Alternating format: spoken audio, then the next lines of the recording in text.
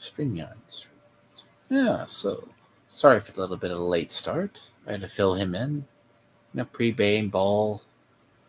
So I'm going to start this. I guess I used to do this with somebody else, but Gray has forgotten about us. But he also does like 10 shows. So we can't do anything about that. So I figure like the title. So we are going to discuss, as I said, the topics are there. And I kind of got over and filled them in on the pre-topics. And what I want to do on this is just going to be a conversation, some current culture, because me and him, as I'll let him testify, we've been on the forefront of, we're not very shocked about what we see anymore. We see it and we're just like, well, we have to enjoy what we enjoy. Wait, he's based? Who? Who are you talking about right now? No, I say we have to enjoy stuff we enjoy. The perspective you will hear is sometimes might not be up to your liking. You guys liking, because some people who are, there's a thing. We have some bluntness, but the side of the internet we come from, we are kind of blunt. Whether it's like Veilguar. I'm not going to play Veilguar to understand how bad it is. I play Dragon Age. There is no such thing as Dragon Age after Dragon Age 2. Well, don't you know Dragon Age was always woke? Oh God, don't even that is a firm lie. How dare you? Fallout's always been woke too. You can always turn characters gay. No, don't even do that. That's awful. So mainly the second half's gonna be covering the upcoming video game awards, but also it's the idea. Now, in interesting gaming news as well, let's begin. Stalker 2 is released. Apparently, it is very good. But I didn't play the first Stalker, did you? I haven't played any Stalker games, so I'm not really an expert in this field. See, Stalker 2 was in the works a while. Apparently, it's doing really well on Steam. A couple of like weird bugs, but nothing horrible. It's an Eastern European studio. They work with what they do. But on the opposite end, it like basically is released. No one really knows about it. I mean, unless you were following Stalker.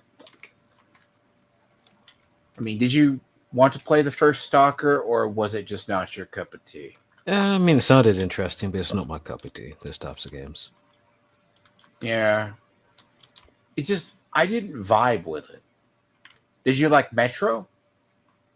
Metro. I think I played Metro. It's like Russian Fallout single player, but more. Oh, no, I've just heard about it. Sounded cool.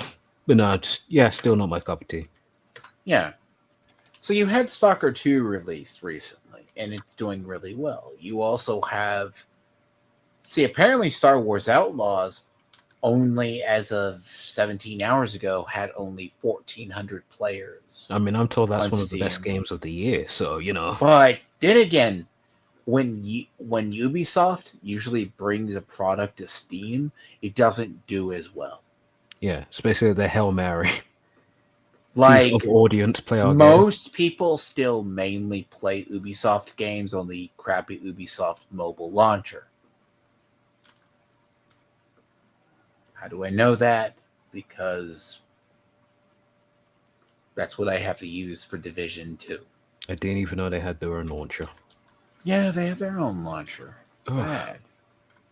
It's basically the equivalent to mobile shovelware with EAC built into it, that you're fighting, okay, Smug, do you remember the days you had to fight past the launcher for authentication? It's like Battle.net is a prime example. Yeah, Battle.net is verification upon verification. And sometimes it doesn't register, or the email gets sent late, or some dumb crap. No, here's the thing. Like, I have to play Diablo 4 on Battle.net because that's just where I play it. It's where I initially played. Like, when I came back, I'm like, this is why I hate Battle.net, because of all the authentication errors. It happens inside the Ubisoft launcher, which is fine. This is how you tell the difference between real gamers and fake people who don't understand gaming, right? They don't like you have to go through one screen, then you have to get into another splash screen that verifies when you get into the game you're in. So bear in mind it is joyous. So Outlaws apparently only launched to like 1,400 people. Which I mean, the thing about it is, right, is I was told by somebody, like I didn't want to play that either. It is a very beautiful world, okay? Start the game, Outlaws, but mechanically, it's a nightmare. I mean, I've seen the gameplay and all of that. I've seen the gameplay. And it breaking for no reason at all.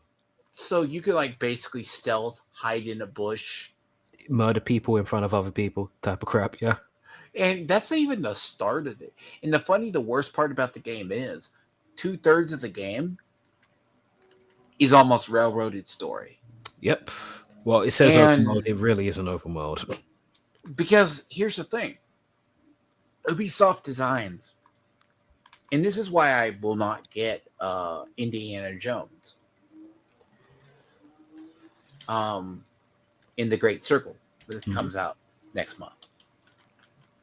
Not touching that crap. What do you mean? Not any Ubisoft game at this point. Or Indiana Jones, it just, I don't know, it doesn't look appealing. Unless it's Lego Indiana Jones, maybe we're talking. Hold on a second.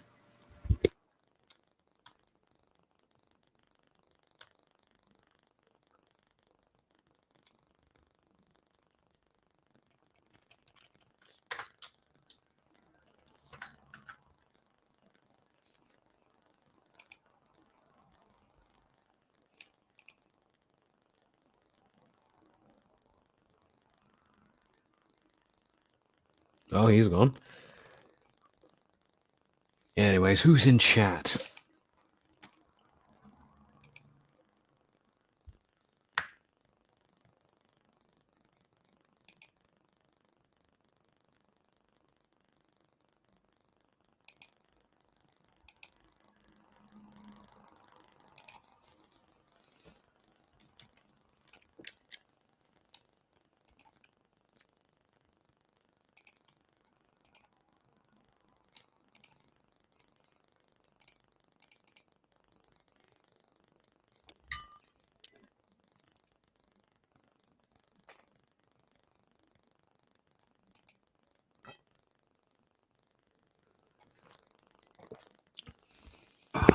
So I am back.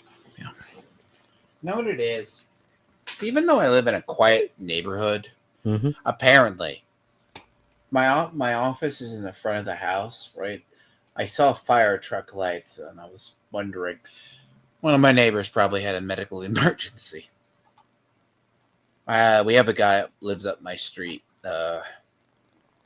He's had a stroke or before, and it's like, I'm like nearby. I'm just curious. It's one of those things, and they have the strobes. But no, as I was saying, Outlaws launched to only 1,400, and it's to be expected, right? It's kind of like Diablo 4. Diablo 4 only had... It has enough people, but it's spread between consoles and between all other stuff. You know? And Steam is still usable by most launchers.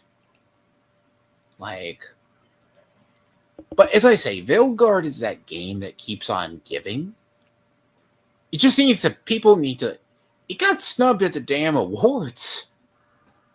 Like, joysticks are, so we'll first have to go with the joysticks, but get over. So apparently, right, you can't make fun of it, like the thing. Because a creator tried to cancel. This is actually a story. When I heard it, it was more or less. Some people see this.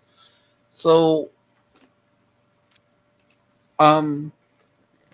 YouTuber and Twitch person Nur, basically, she streamed the game in clown makeup. Someone went back through, basically, so Kayla and Unifade, along with other people who troll, she basically went through, reported the account as suspended. It's Like like after a month. how do these people think it helps them? I mean, but to be fair, Unifade, right, was one of the people on Twitter that was saying she looks, and so apparently on Blue Sky they found it, right? I love how whenever these people go into like a platform they think is, you know, what what I'm trying to say is like when you want to like shit yourself, do it in your own private Discord. Don't just do it on Blue Oh Sky. no! Supposedly the only reason we know about it, right, on the Exodus Discord, right, is the Eddie person is a lesbian or non-binary trans person that looks like a man, basically. So yeah, all of And them. like this was a person talking about the trans scars and such for the character creator that made its way around Twitter. Oh, that person. Oh. That person, yes. That looks like a guy that is a woman. Yeah. But and no, not demeaning him. It's bad. It's a bad look. Like this game is like it got snubbed at the awards. Just kind of like Outlaws apparently. Don't ask me how. Smug implies that it was at that level to begin with. I've seen the dialogue in this game as shit. The combat system is the same boring combat you've seen 1,000 times. Yeah. But ignore the dialogue that I showed you. That was in general, all the dialogue is bad. No, how dare you, bigot? You like when a person seduces you and chunks you into a wall. My bad. I should go do some. I showed that to you. I should actually go do some press ups to reflect on my actions. Oh God! Don't even get worse. Someone actually did the romance where they played like Kunari about her size, and it still cringe as hell. Spits in a bucket and fires. It was disgusting. It's like it's so. Look, jokingly, the game is nominated for accessibility. Yeah, of course. As Asmongold says, of course it is. The only category. I knew the game was made for retards because I can figure out the puzzles. Yeah, it's like what puzzles? It's. I want to just say it's funny. It's kind of terrible how it is. It's made for them. But though I do think Diablo 4 and Vessel of Hatred is more deserving of it. But these people, right? I mean, to be fair, I get Diablo. I've you'll see who the categories are, right? But get ahead of myself. But this person, right? This is Nur, right? Nur got can't, and this is a month after the game released. So go back up. What was that? I saw Unknown 9, the Sweet Baby Inc. game. Unknown 9. I'm going to take the controversial take on Unknown 9. Unknown 9 mostly failed outside of the bugs because no one knew what the fucking game was. Oh, yeah. No one knew what it was. Unknown 9 is like Dustborn. The only people who know about this game's existence are anti-woke people who search for this type of crap. No, it was a trailer at the Video Game Awards or something earlier in the year. Really? Like and we all said shit. It said we basically said it was a generic. It had very much Forspoken vibes, and we're like, okay. But then you hear nothing about it for months. Yeah, that's what I mean. People forgot about it. Well, actually, that's better than Unknown 9 because Unknown 9 had nothing at all.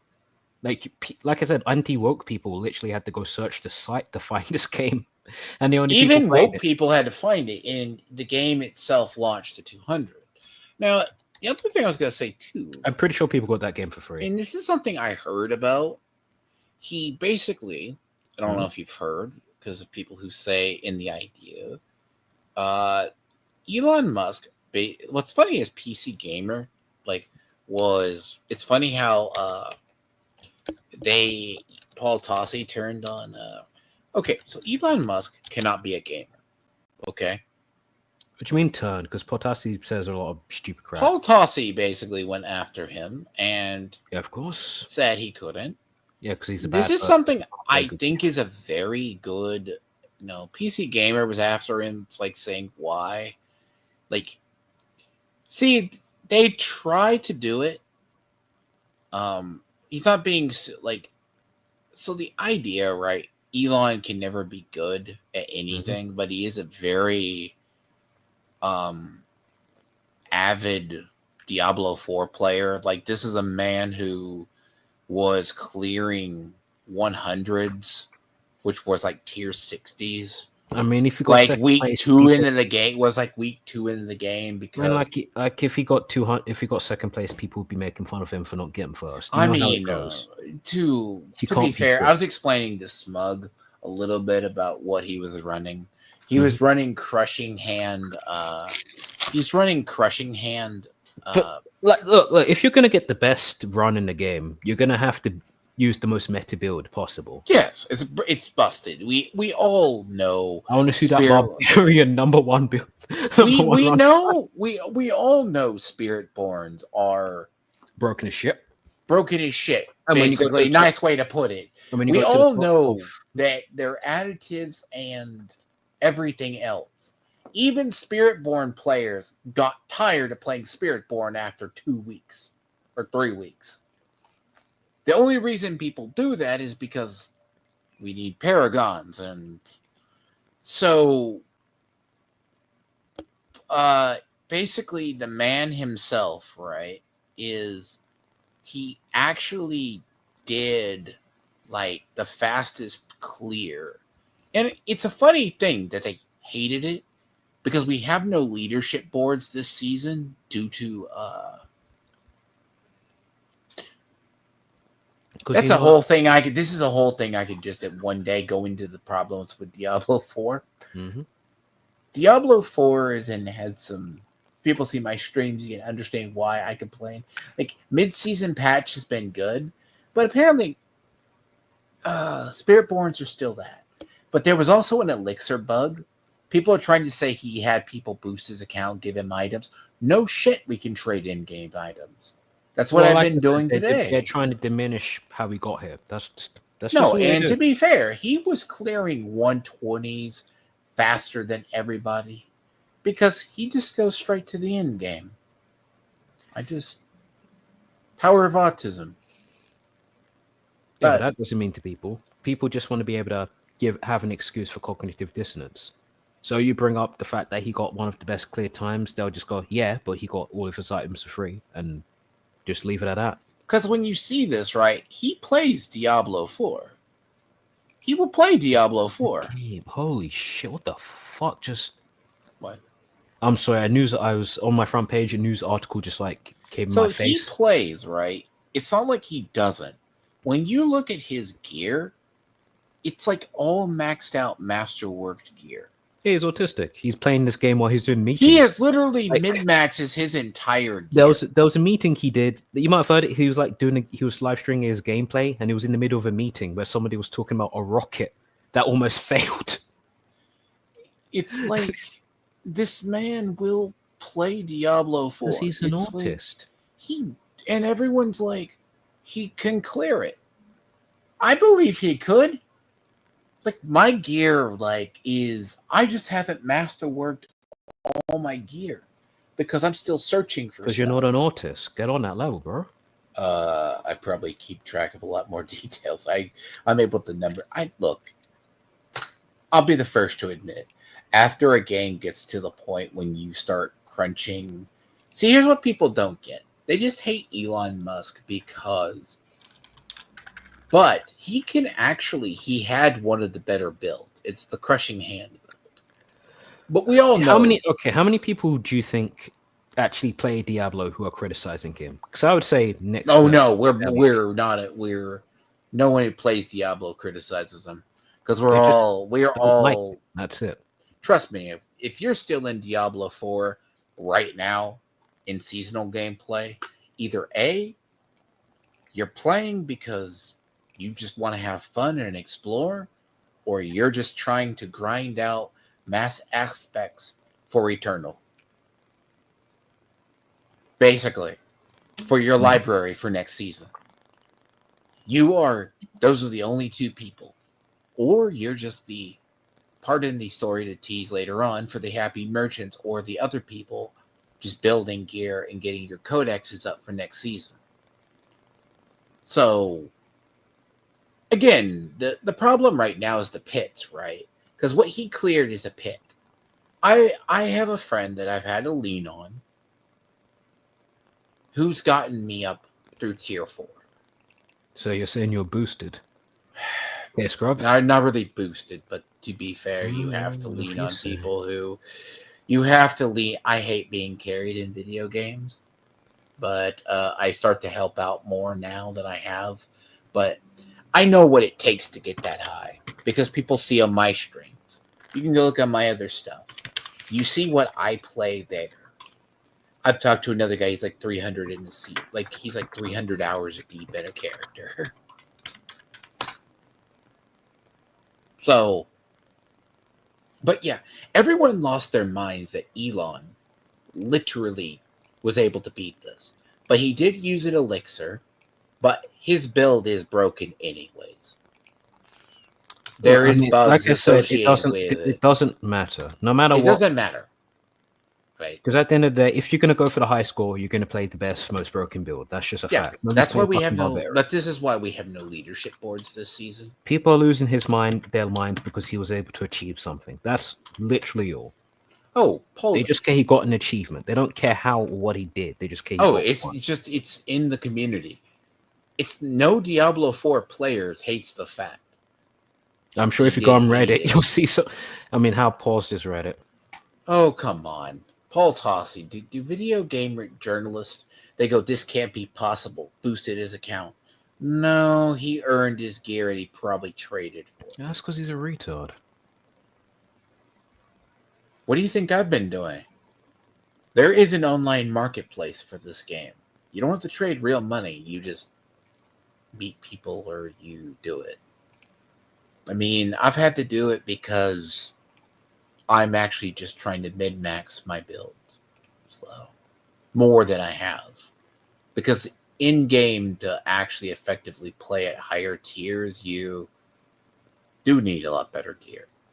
Mm-hmm. So, if someone finds it, you trade in-game gold for it. Who knew? Prices are all. But that's the thing, right? It's not unusual. It's so weird, though. Mm-hmm. Like, people don't understand it. I saw that story and I just shrugged at Twitter saying, he cheated, he exploited. I go, he's playing Spiritborn. That's a cheat unto itself. He's also playing Quill Volley. Mm-hmm. He's also playing one of the most broken forms of Spiritborn. So, and I see them on my stream. I'm near them on my stream and my frames die. I know what they do. I'm just one of those. See, Smug, I'm one of those people when I play a game enough, like if I'm near somebody, I know the sound of the gun they use. I know the build right off. You know what I mean? Mm-hmm. There's only so many pads. You know, you have your fun. That's why I said you're either playing Diablo 4 at low-end tiers, people coming in from Black Friday sales, A, or B, you're grinding the end game. And grinding the end game is an entirely separate. Then you got a third class of player, the speedrunners.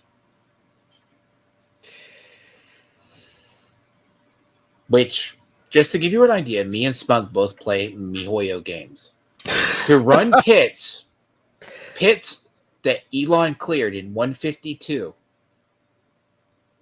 When I heard he cleared the 150 pit solo in 152,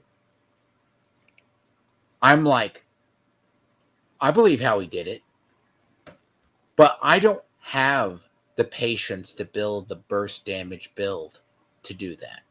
I'm just thinking back to like Endgame Abyss. It's like, you know, I could do it, but do I want to build the perfect of perfect things? No, not really. And I'm literally not rewiring my whole Paragon board. I'm not uprooting my entire life just to build this one thing. I mean, Elon's got the autistic gene, so he can. No. One thing I hate, once my Paragon board's in place, I am not resetting my Paragon board. I'll reset it and redo it. It's awful. And that's what he did. And I'll be pretty sure next season he'll be up in the leadership boards. But we don't have leadership boards this season. But then again, bear in mind, is a lot of the internet and game journalists. See, I'm often reminded, while game journalists are the way they are, we all remember, Smug, and anyone who sees this, the Doom Eternal gameplay.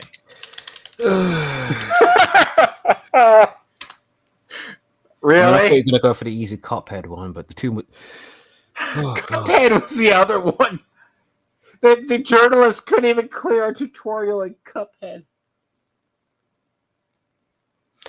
And then, like, some journalists try to be smart with, like, have you seen the Final Fantasy 16 gameplay where journalist is like playing it with one hand? He's pretending it gets really easy, but it's like on the tutorial, and it's like he's got all the easiest settings on possible, or all the accessibility settings on.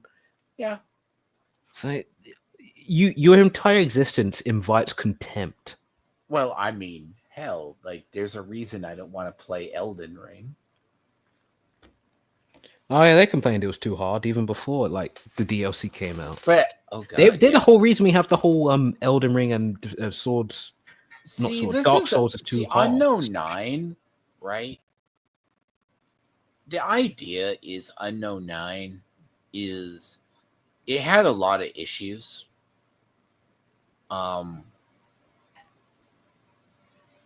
It had more issues than anything because apparently the other game, Avowed, is already cursed next year. That's the next big game from Blizzard. Now, jokes aside, okay, so Smug, how familiar are... Let's get to the second topic here. Are you familiar with the ADL? Of course I'm familiar with the ADL. They protect us and against hatred.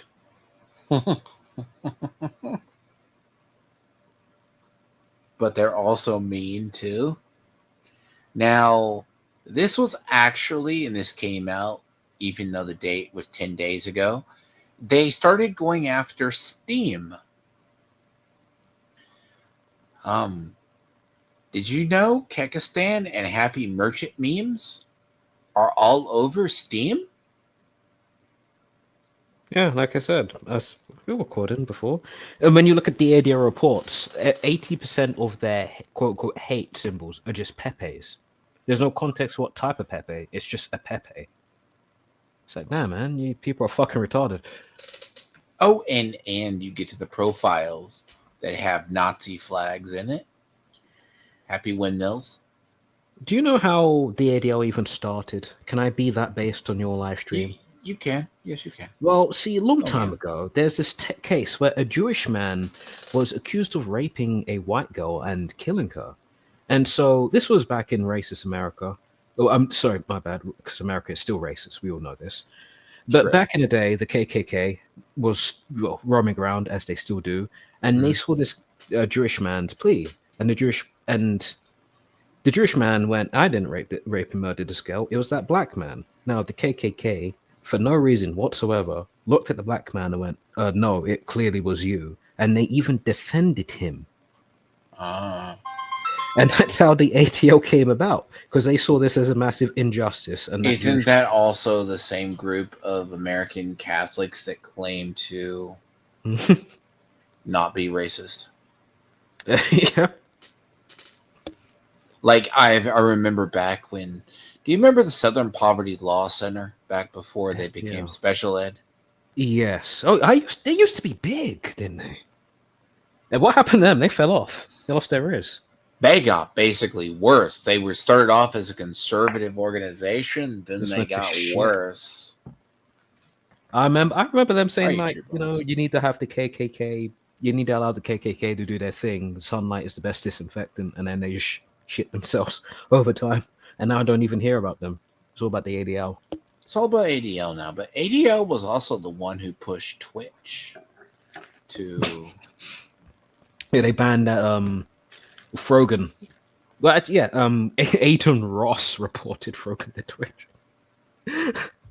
Well, I also saw a cringe video recently. Tectone admitted to jokingly. Don't. Okay. Because I've heard about the essay allegations. Did he do it? Apparently, he's a very avid fan of Denim off stream.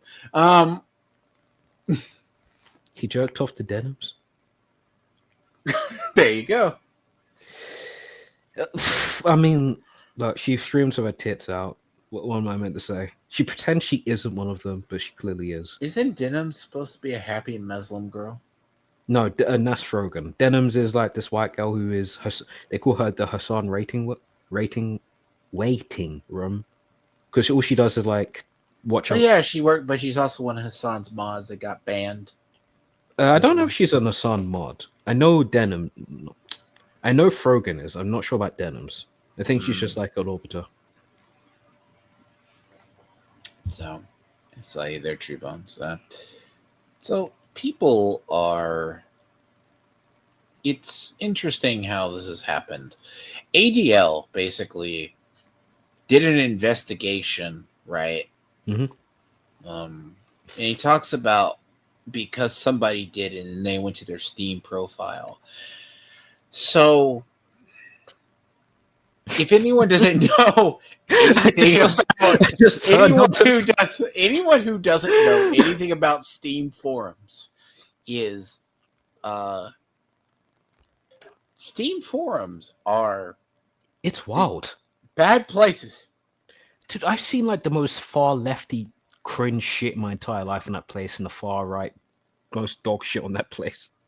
Yes. Have you ever seen when a game pre-releases? Oh, there's a guy called Lefty who does reviews of like Steam forums when a game review first comes out, and it's like the most insane shit you ever seen. Oh, it's worse. The discourse is absolute it's garbage. Like whatever you see on Twitter, times it by 3, times it by times it by 100. Like Twitter's unmoderated now. Whatever you see here, this is a tiny snippet of the. This is where you get into the Steam discussion forums, where when a game is released, oh, it's DEI, and it's like the woke, and then they're all trying to win clown awards so they can spin it on useless shit. Yeah, fucking. So you get the most like dog shit far righty take and the most dog shit far left take in the same like thread. They try to and both sides try to gaslight each other, all for forum awards. Like, you might have seen, maybe you have or haven't, but there was this post that went viral. Angry Joe reposted it. It was about this person, and they're like, "Is this game?" It was Overwatch was releasing on Steam. Overwatch 2, I think it was. It's like, "Is this game woke?" I've heard the music, and basically the meme is like every second word was woke. And so the leftists, all people on Twitter repost this as like some insane win.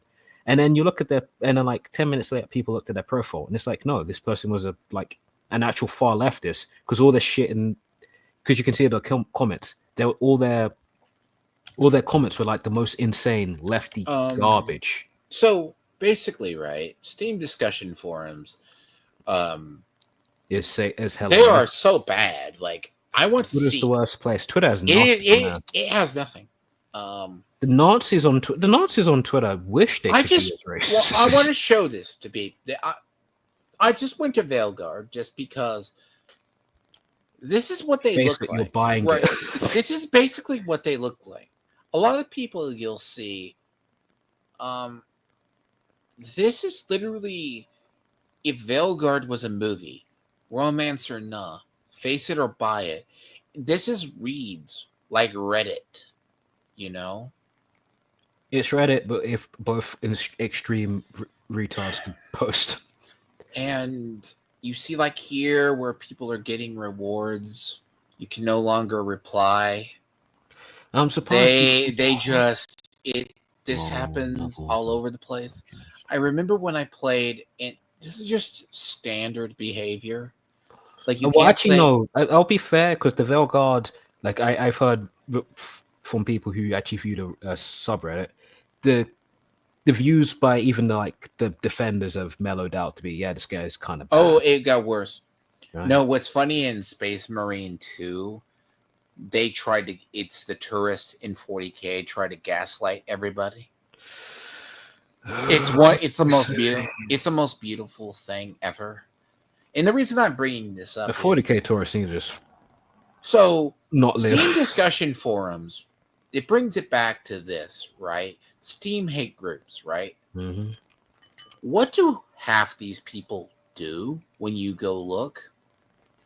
They have edgy, like when you see these edgy things, look, there's a furry. Yeah. There's like a furry. There's edgelords. There's furries and edgelords. You see like a cute cat, you know? Then you get the based weird. There's this is why I bring this up. The ADL is sometimes doesn't understand what they're messing with. Well, it kind of reminds me of something I saw. The problem with people like this is that they don't understand Hitler Rapist 99 isn't actually Hitler and he's not raping people. He's just a kid. He is just saying stupid crap. And if you confronted him in real life, he is just an asshole online trying to win clown awards, right?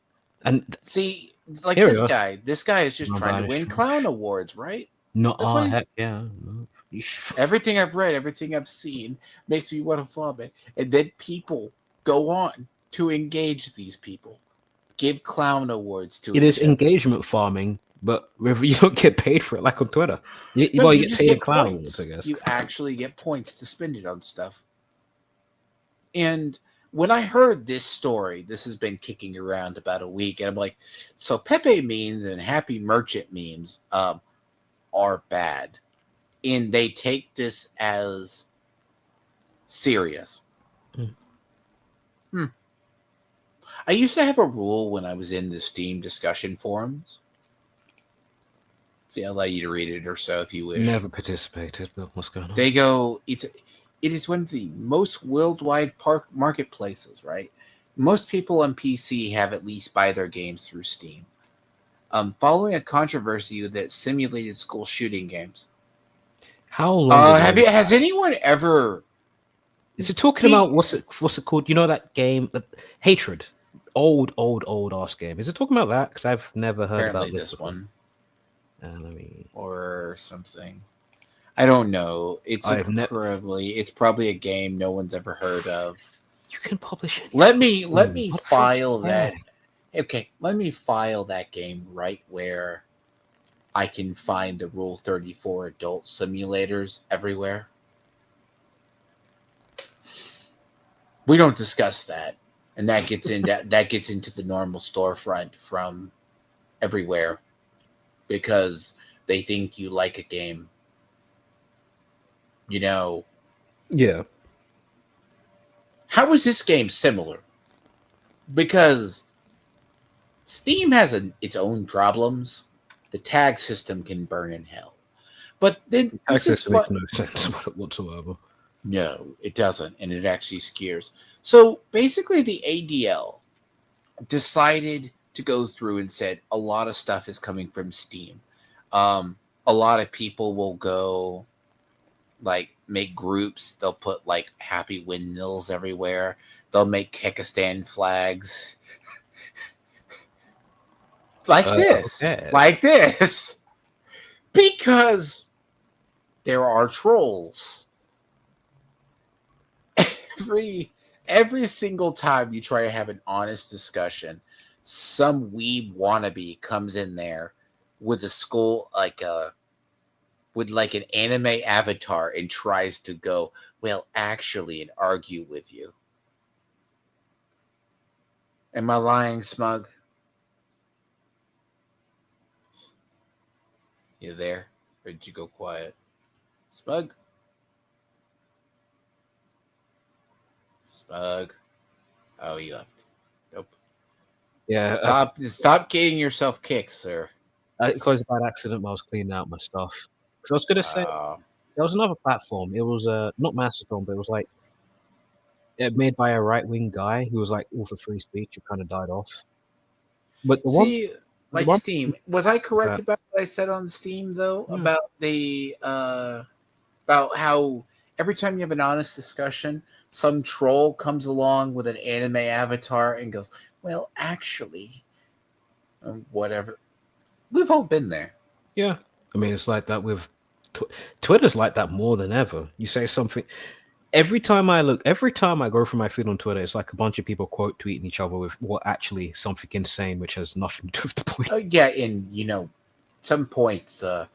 By the way, never go to the Steam discussion forums trying to fully fix something. I mean, it's not a place you actually go for a real discussion. No, not really. And then they say there's issues with the Kekistan flag.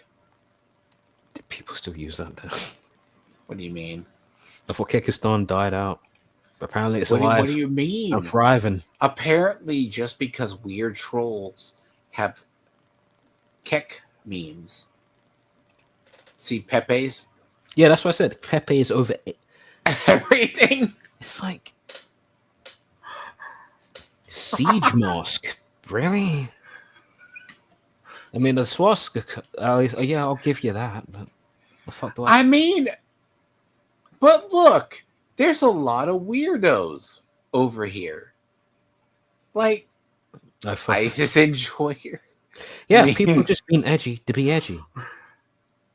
They do this all the time. Because what I was trying to say is that there used to be this quote unquote free speech platform that died off, and every time someone would post something there, that he like underneath the comments would just be a bunch of people saying spamming the N word, not because they just can, and you couldn't advertise it. But it's like you give people the option to be able to do something, they're just gonna do it because they can, because they can't do it anywhere else. Where else are they gonna go? Twitter. Some people just want to be shitters. That's just how it goes. 1980. Okay. 1948. What does that even mean? It's a white supremacist symbol, apparently. What is that? 1488 is what they say. 1488 is a combination of two power. Oh, that's see, this is how Tony online you need to be for this shit. It's a What is that? It's a combination of two popular white supremacist numeric symbols. The first 14, which is shorthand for the 14 words. We must secure the exist. Yeah. Oh, here it is. We must secure it. I mean, actually, might get banned if I say this. Don't. I'm not, sir. Yeah, I know the 14 words. Don't. The second 88. We are already walking a weird line because this is a strange. Which is look. Him. Okay. Look. The reason I'm not reading a lot of this is because these people go to find the most edgiest of edgelords. That's the thing. If you go out to find it, you can get it. Like how many progressive Steam groups are there? I want to see that total because I've seen some insane shit on that platform. How does this make you feel? There's the guy's from Nottingham and he drinks tea and he looks like an ISIS fighter. The Nottingham ISIS fighter. Okay. That is definitely not edge bait at all. He's sipping tea with his West Midlands accent. Here's the Texas guy that has the same thing. It's like, and they have. Okay, so Ben and Jerry's, if you don't know, is extremely progressive. They make statements outwardly about being progressive and supporting gay rights and shit, and like they weren't gonna post on X. So the anime girl with all the hate symbols, they're trying to be edgy as possible. Yes, this is Steam. Steam has a lot of weirdos in it. Yeah, Steam from the Steam Hams. Steam has a lot of bad people in it. I'm like, it's like if you try to find it, you will find it. Oh yeah, so I don't really care. It's like going to DeviantArt to search. Oh, and you know what happens? These people, like, the reason why we actually just like don't deal with them is as soon as we see an edgelord, most of us either block them, report them, and go away. You just don't interact because you know they're just trying to farm. We just go away, and I'll argue with them if they want to try to, and this Like, you kind don't of need to flew. dignify 15-year-olds. Just walk away, bro. The problem is they have the mind of like 12-year-olds or 15-year-olds, but they're like 30 or 40. Trying to relive the good old days. Because it's weird, by the way, right? Steam is like it's being promoted online. Mm-hmm. Okay. But you don't understand. Gamers are trolls. How many COD avatars do you see that try to push the line? Pretty much all of them, because like whenever I see people talk about old COD profiles, it's always like the same 5, which is like, you know, a Ku Klux Klan member or some edgy symbol. I saw somebody the other day because they're trying to get reactions, and they played a clan. It was a clan of players, supposedly. Mm-hmm. They all had like dicks in them.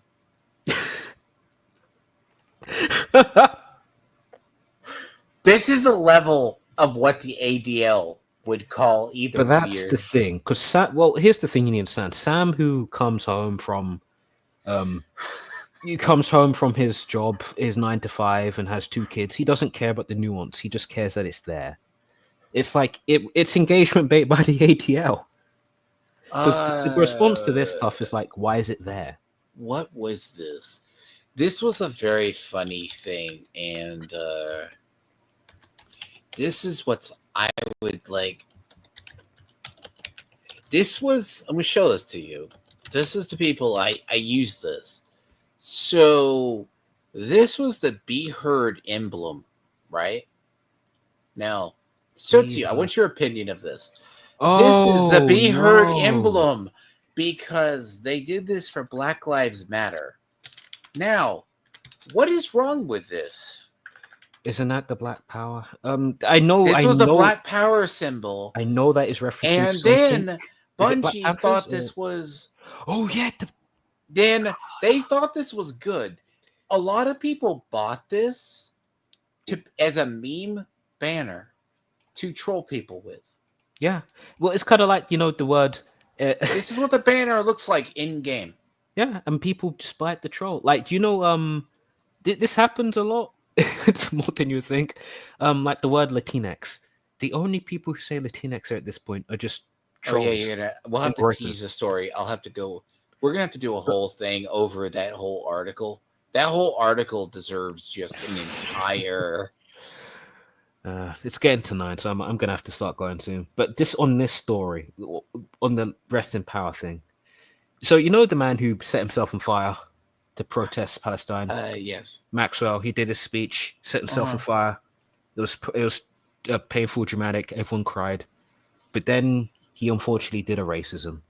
He said, "Rest in power," and all of the progressives turned on him because it's a black symbol. Now, before you do, right? So the idea, this is more simpler, right? So I just quick close it out here on this part. So this is the Joystick Awards, right? Mm-hmm. Without looking at the winner. So Game of the Year, Joystick Awards is a little bit more. So we'll go through into this part. Okay, let's have some fun. So let's go through. This was the ultimate Game of the Year. Animal Well, never heard of it. Astrobot Balataro is just I've glorified. not heard good things about Astrobot. It is what I mean, it is. I feel like it gets overpraised. You're going to see Balataro a lot, and it's like a glorified card game, right?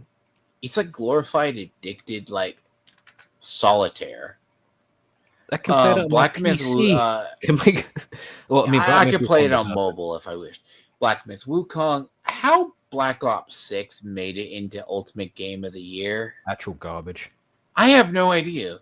Veilguard. Slop. Well, we know Veilguard. Rebirth, right? Helldivers 2. Okay, Helldivers 2 is a weird one because if you might how much have you followed about Helldivers? I followed it since the beginning. So you know how like the game devs for no reason at all like destroyed the game for like months on end. And how they blow up the game with grand campaigns. For like no fucking reason. Though, And it's only recently they came back. So randomly every 3 months, there's like a grand campaign they make the players do. Yeah. And so they said, hey guys, you're going to build resources and do a fuck all station that can just stand over a planet and bombard a planet and help you out. So when they finally got it built, and if it comes in over a planet, it kills the player more than it kills the Horde's AI. Mm-hmm. Those people, Helldiver 2, it speed ran the apathy devs are retarded that Destiny had. They nerfed all the fun weapons. There's no PvP. There's not, and when you try to fight stuff, they intentionally, it's the player versus dev mentality because a couple of meta runners want to break the stuff, even though you are in a universe that you have to fight to liberate a planet. The Helldivers drama is more or less, and people just tolerate it. They are the same people who like Destiny. You know, they sit there and they enjoy it. Metaphor, Satisfactory, when it got its official release, Silent Hill, and Tekken 8.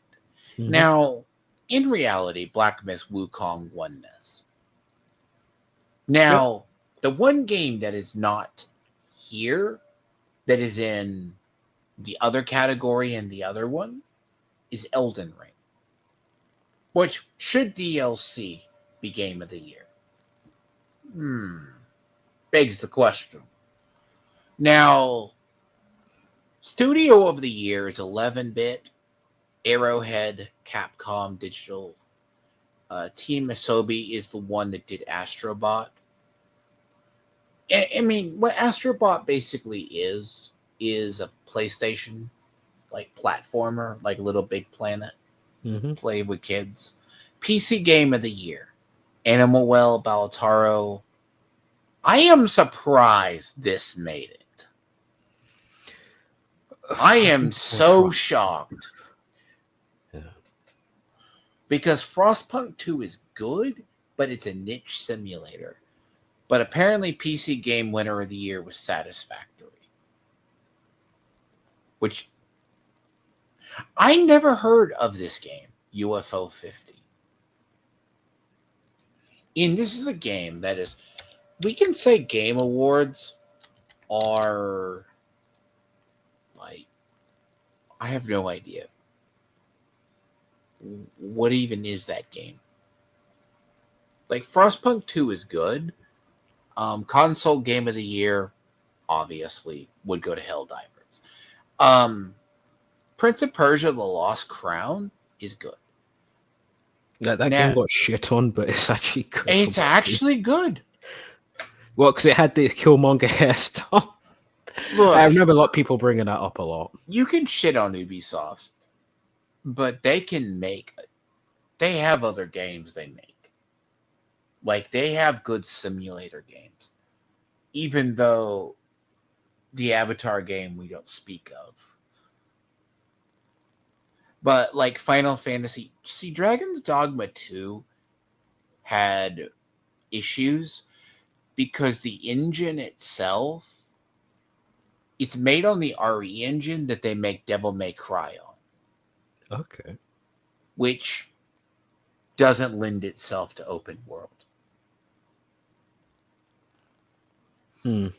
So, it's a game that got really big in the year, but it also died out.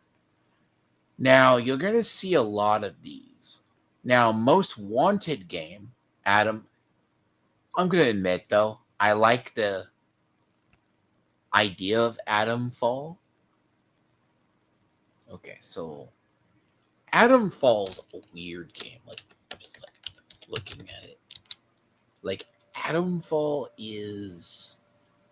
It came from the Xbox trailer, and it's this weird game that looks like what's the one? Atomic Hearts. Like it's like that Atomic Heart vibe. It's done by Rebellion, and Rebellion usually has a good lineage. And it's this weird little game like this, right? It's just what it looks like. Something either happens and you're just walking around, you know? I'm playing the music because you can see it. It's just this weird game. But it's done by Rebellion, basically. Assassin's Creed Shadows, Civ 7. Now, I like this game, Expedition 33. We all know people wanted Mailman Simulator 2, aka Death Stranding. Now, dude, in the Dark Ages, this is like what you really want to be around playing. You know, what do you like category? But of course, GTA 6 wins it again. It hasn't even come out. Is that 6? Yeah, that's the one coming out next year. I mean, I don't really care about Hollow Knight. I don't care about Hollow Knight. I've just got lots of mates who are invested in Silk Song and have just like gone into full copium. They've got. I have no idea. It's never coming out, bro. Stop dreaming. I didn't like Hollow Knight. All right. I mean, Slay the Spire. Why? But now I will say next year, Monster Hunter Wilds is probably going to be the big one. If you can even run it, I've seen the. Oh, apparently that is a house. You got Mafia, which is next year. Never played Mafia before. See, Indiana Jones and the Great Circle comes out next month. I don't know, man. It's going to be a movie game. But the movie was shit.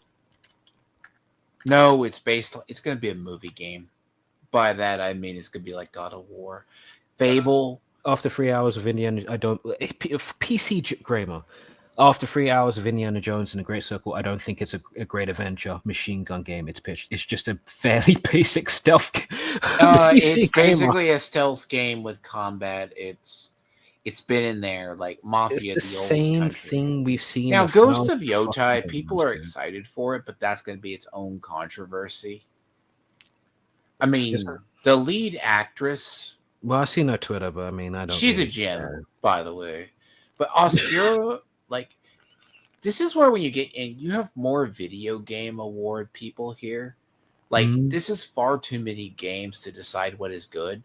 Like, but if I look at this list, right? Adamfall, Assassin's Creed Shadows, Expedition 33. Expedition 33 is basically...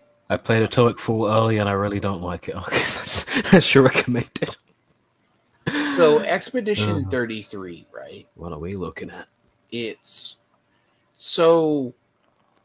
this game. This was initially marketed. It's marketed from PlayStation. So what happens is like every single year something happens, people will just vanish. It's basically a dying world. And what gets me is the gameplay. The graphics don't have that really ugly like thing. No piss filter. How can I engage with this? Like you're seeing it on screen, right? This game looks very promising. Yes. Its combat is that's its combat system. Oh, it's an RPG. Oh, now I'm interested. This is when I saw this. I feel it's going to be very niche. It has a good atmosphere. I mean, have you played the Mario and Luigi RPGs? Did you like? It has that very much that Lives of P. Well, I mean, the style's Lives of P, but like the doing commands as your auto attacks. I'm going to say this: you don't have to sell a Doom: The Dark Ages trailer. You don't need to sell Doom. No. Doom guy goes into medieval world. He has a shield. He has a shotgun. And it's a grill. It's basically Doom. Right? Mm-hmm. This is look, you don't have to sell this. You could literally just have this as like a different realm in hell or some crap. Like just a different hell. No. Who knows? This is just Doom. You don't need to like. It's Doom in the Dark Ages. Instead of a chainsaw, you have a chain shield. So nothing changed. Cool. More finishes. And you don't. And I don't even have to bring up Mailman Simulator. I love walking. What about? Oh, Deadlock's there. Oh, so here's Fable. the thing. Oh, is that Fable remake? That is the long-awaited Fable that we do not know anything about. I mean, you know, people love Fable. What? Never played it before. You never played Fable? No, because I'm a Nintendo fanboy. Oh God, you're a dev. And I don't. Well, I moved on to Steam, so it's Fable on Steam. We can play that. Probably. So yes, it is. Let's go. Anniversary. Okay. So Guinness a lot Christmas. of these games just depend if they have a good launch. I mean, you can pretty much guarantee Ghost of Yota is going to sell. It's just going to be, is it going to be good? Mafia, the Old Country. It's kind of an older game set in Italy. What is Light of Fire? I've never heard of that. Me neither.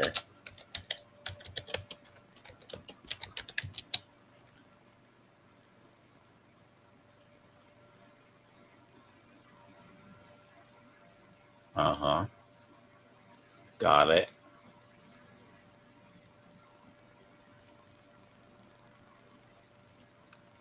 It was like No Man's Sky, but No Man's Sky. Ark. Ugh. I've seen too many Solid all gameplays. I've seen this before. No. Doesn't look that appealing. No. Yeah, I can get Grand Theft Auto. Every time I see Monster Hunter Wilds is going to be the proper successor to Worlds. Yeah. Not Rise. What you feel about Rise? I did. Monster Hunter World lost me after they started treating PC players as the step bastard children that they didn't care about. What you mean by that? They give it stuff. So what do you think about Rise then? I just didn't like the look of it. And then it's the same thing. Well, it gave Switch X a counterattack, so I love it. Best game ever. I mean, granted, it's what it is. But this category is usually, will the game come out? You know, people actually thought Star. What's funny is no. You said Star is what's it called? It's the game that's never going to come out, which is like the most expensive. They actually thought Stalker 2 was going to get delayed again. Not Stalker. Star Citizen. That's not here. Okay. Oh, Star Citizen's its own meme. So it'll come out eventually. And here's the thing: even in South of Midnight, right? South of Midnight, I'm gonna have to do something on South of Midnight. I've heard about that. I'm pretty sure it looks like a sheer dumpster fire. Like okay, it's done in Telltale style, right? There is okay. Before it is so. I think Romeo sent me this, and I thought it was an action game, and I've just clicked on it, and it's that. I thought you could like fight the fish. No, the fish is talking. What the? This is basically like claymation Telltale style. Oh, yeah. And they replaced the protagonist with a black girl. I only care about Bixby and werewolf. Apart from, and then it just has massive. They at least actually touched up this trailer. Well, it's they touched up the Fable trailer. I know they did. Like the gameplay is Souls-like, but it's very much the. I mean, it's the game, and I don't care. Roguelike people love Slay the Spire. I don't care for it. Never played it. I just know lots of people love it for whatever reason. So in storytelling, I've never heard of this game. Ever. Like this gameplay looks garbage. What the fuck? Which? I'm looking at South of Midnight. Oh yeah, go look at the game. Like, don't get into the whole side of the story for it. See, and they're talking best storyteller with Final Fantasy VII Afterbirth. But it's only in its category. It had Tactical Breach Wizards and Laser Eyes. I would have given it to Like a Dragon. I feel like a Dragon deserves it more than Fantasy. This is just a re-release. But I mean, Rebirth. Because I played Remake and that story was all over the fucking place with the redoing. Now, best visual designs. Oh yeah, he deserves it. Actually, I mean, Metaphor's pretty good. But I mean, here's the weird thing. Astrobot, you're gonna find in depending on how they this is how they define. It depends on how they define the category. Well, like I guess like stylized games like Metaphor probably would be, you know. Metaphor has that Persona style. Yeah, but like Wukong has that pseudo realistic style where, you know, every blade of grass is moving and it's a beautiful game. Even if and I'll tell you what's very good is Sasuna. Is this the game? Hellblade 2. Okay. Should I close that? So Hellblade 2 environment it's a very like if they don't get music, the environment is like you see the world. So take the story with a grain of salt, right? It is a very weird. It's like a Viking. Like it has a whole thing to it. Its setting is really good, right, to a degree, but it's not the best at what it does. But it's good in its medium. It's good inside of its medium. Yeah, but that nuance isn't going to be. It's not a very good visual medium. Yeah, you see what I mean? Yeah, like you have the enemies, like demons. She's thinking she's seeing in her head. It's very much she's suffering from schizophrenia that she thinks she sees demons and things. Because like you play some Wukong gameplay, it's pretty evident why that game won. The hyper. To be fair, Space Marine 2 is a very beautiful game too. Like, it's. I mean, it looks good, but it's not on the level of Wukong, and that's kind of the thing. You have to give it to them because, like, Metaphor is like anime stylized, but that's not. It's Persona. It's just Persona 5. Like, here's the thing: you're talking about multiplayer, ambiotic factor. I don't know what that is. College football. I mean, it's fucking football again. I'm sorry, I don't respect football. I'm just gonna say it straight up. Sorry, we don't respect your football, sir. Nor your rugby. I don't respect your soccer either. Fuck off. Well, real Americans don't care about that. How dare you? What's funny is best multiplayer game. I do not understand the appeal of the finals. What is the finals? Let me search this. Okay. Oh, this looks awesome.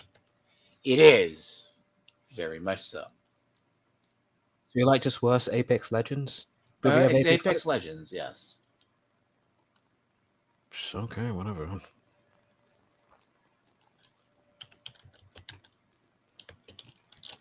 And Helldivers 2 is a weird one because, you know, like we both follow that game. It shit itself for almost an entire year.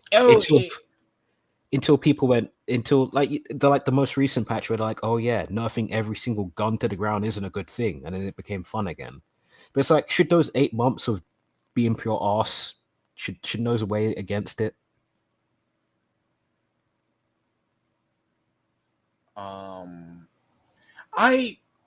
Okay. Are you going to disagree? How do you feel about the player versus dev mentality and the dev versus player mentality? Because they don't know how to manage the. Because in the case of a game, actually, no, you finish. Sorry, no. How do you make it? How do you feel about that? Dev versus player mentality and the players versus dev mentality because of the meta runners. Because I understand the mentality of like, people understand something's wrong, but they won't understand. They can sense a problem, but they don't know how to fix the problem. But in the case of Helldivers 2, the devs were looking at statistics. We're going, hey, this gun is strong, nerf the gun. This gun is strong, nerf the gun. They do it in Space Marine too. Oh god. Space Marine 2, they nerfed the Melta because it happens quite frequently. Well, if I guess cooldown's not that bad. Something that makes the game too easy, it's not that bad. But it gets to the point where everything is just like bad, and they're still nerfing things that are, they're nerfing the least bad thing because people are using it the most. It's a very when in this type of game, like people just want to get on with the boys and shoot bugs. And you kind of it's kind of like I haven't really said anything about lethal in what is it? Lethal in Space Marine 2. Uh-huh. That is very much the style of gameplay that people want. They like, game's not hard enough, boys. Make the game harder. But the problem is, like, when you're making the game harder by making my weapons crap, that's not fun. It's like when you play hard and it's like, oh yeah, the enemies just have more HP and do more damage. And then like good hard modes, okay, the enemy has a better pattern. They might know more moves. So the big thing, that's the whole thing with Helldivers. Like Sons of the Forest, I never understood. Me neither. I've seen that. So. Now you're talking best audio design. It's weird it went to Astrobot. I would have given it to. How the fuck is actually no? Okay, Outlaws. Okay, I'm going to be honest with you. They are very good at ambient world building. That's the thing. Games like Outlaws, they look good, they sound good, they just play like garbage. Well, certain parts of Outlaws looks good. So, RoboBeat. Here's the thing about Valatrol. That's like Solitaire. The game audio. Yeah. Don't ask. But, okay, here's a controversial one. Do you think best expansion should be a category? Yes. Well, actually, no. This is Joystick, so I guess have it as its own category. That's fair. When it's not bunched up with the initial game. So here's the thing, right? Mm-hmm. Best audio design.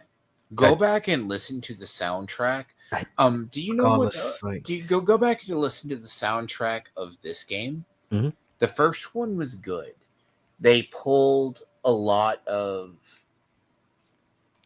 Most people don't know this if they don't know the sound of traditional like Viking style music. That's what they did.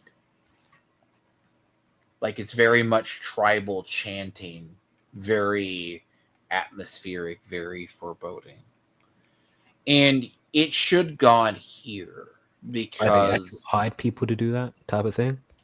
It is very specced into the era of the game and the world. It's much less. It goes into the atmosphere, and it has one of the. See, here's the expansion. I understand.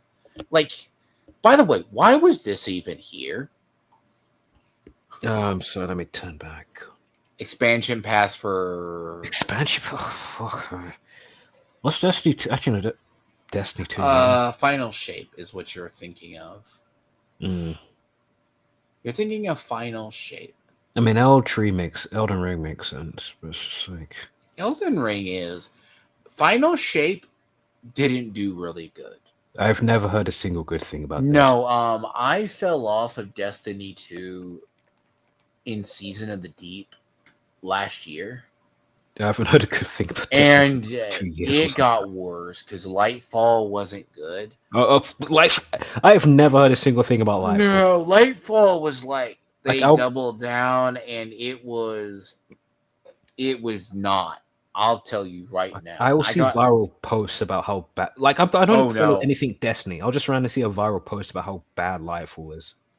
So in this category, which is really interesting, I would say Vessel of Hatred is on par with this. That's controversial. Because here's the trick about Vessel of Hatred. Vessel of Hatred as an actual expansion changes the game entirely.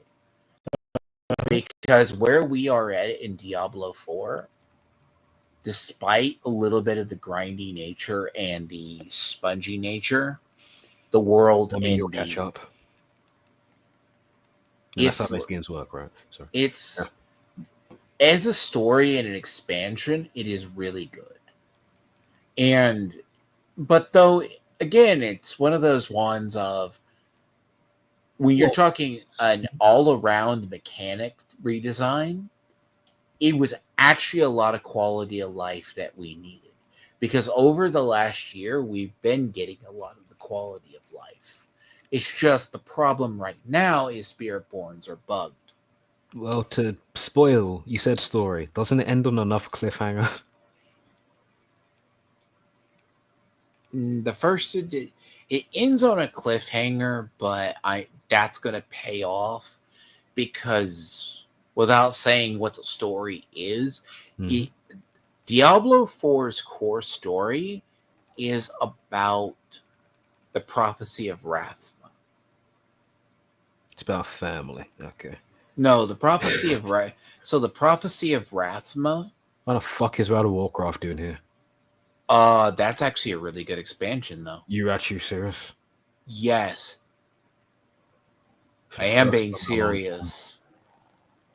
That is actually the war. Okay, so the War Within actually it brought back a lot of old WoW heads.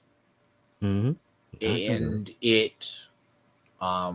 they reintegrated a lot of the old skins. They're going back to a traditional telling. And it brought back a lot of the old players. And it's the new arc. We'll see if it stays through, right? Past the jailer is paying off like years of lore, basically. Now, I'll pretty much say, like, War Within it's hard to judge because it's the War Within and there's the other part to the deal. Who's that in the chat? Going to release the claims on your 2 vids. Have a great day. Woogan. Thank you, Woogan. Oh. Thank you, Woogan. Yes. Okay, we can do the best indies and then I gotta run to the gym. Okay.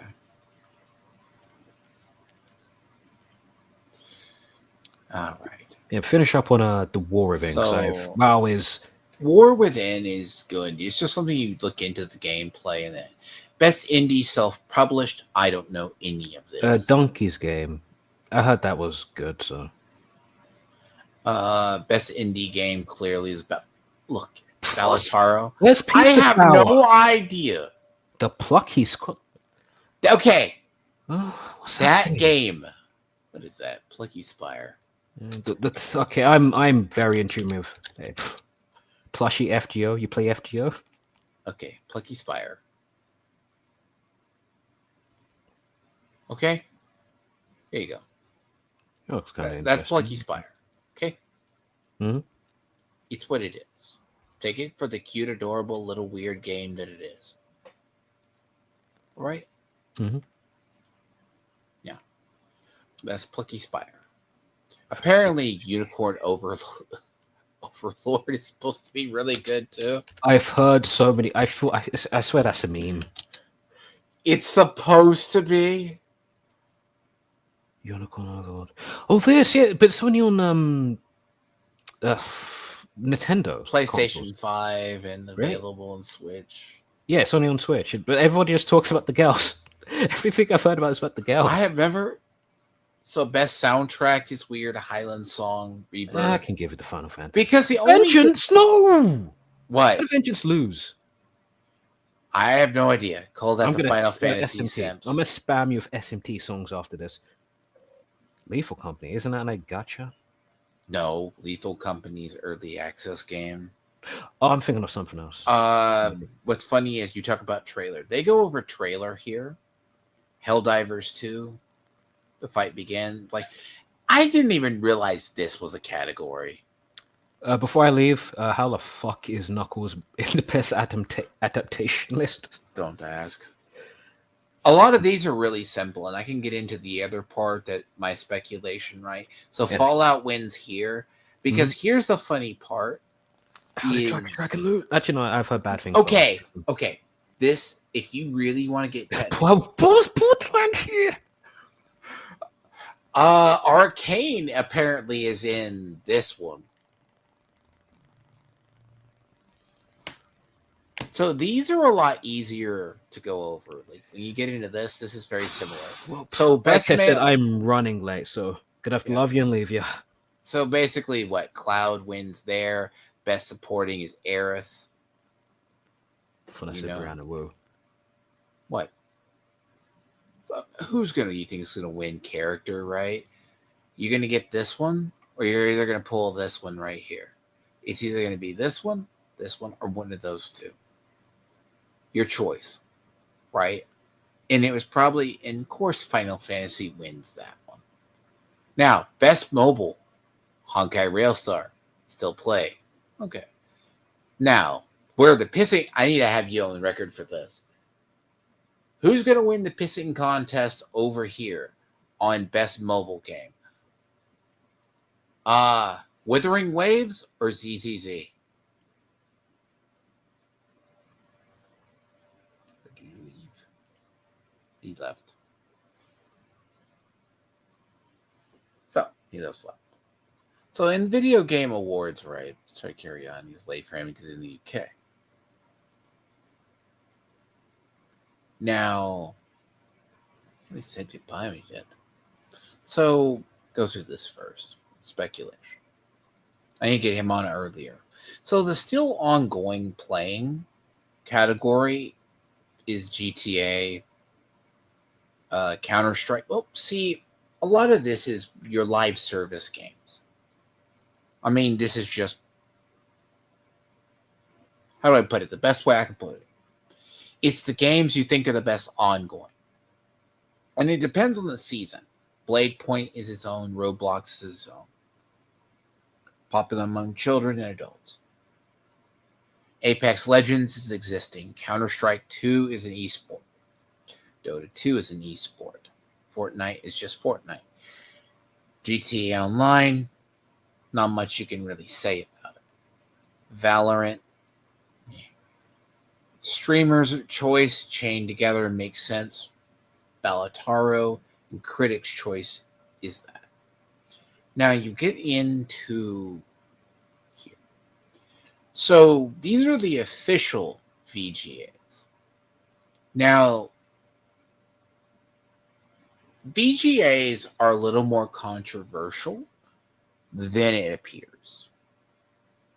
This is where you start to see the Keeleys, you start to see it. So Game of the Year is Astrobot, Balotaro, Black Myth Wukong, Shadow of Erdtree, Rebirth, or Metaphor. Now, it deserves to go to Black Myth Wukong or Shadow of the Erdtree.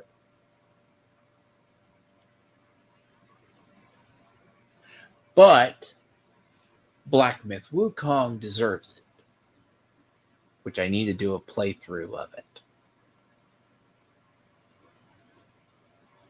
Now, best game direction. Now, best game direction is basically total art style, design, whole package, or directing of the game and designing it. Now, if you want to go into it, it should be Black Myth Wukong.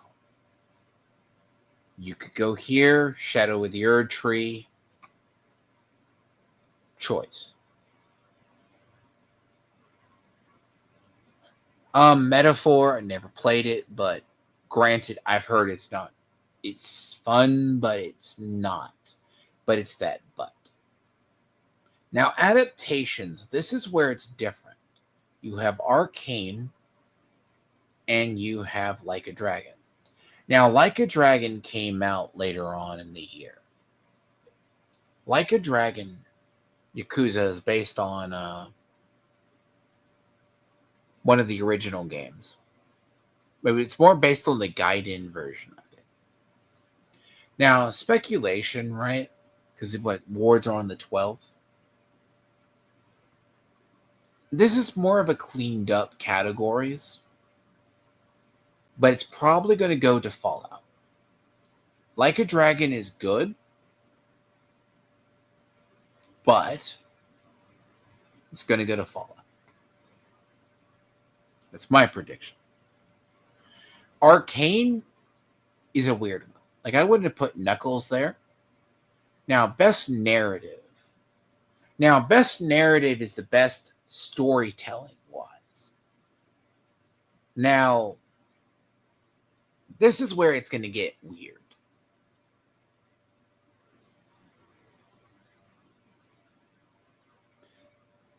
And I say this nicely.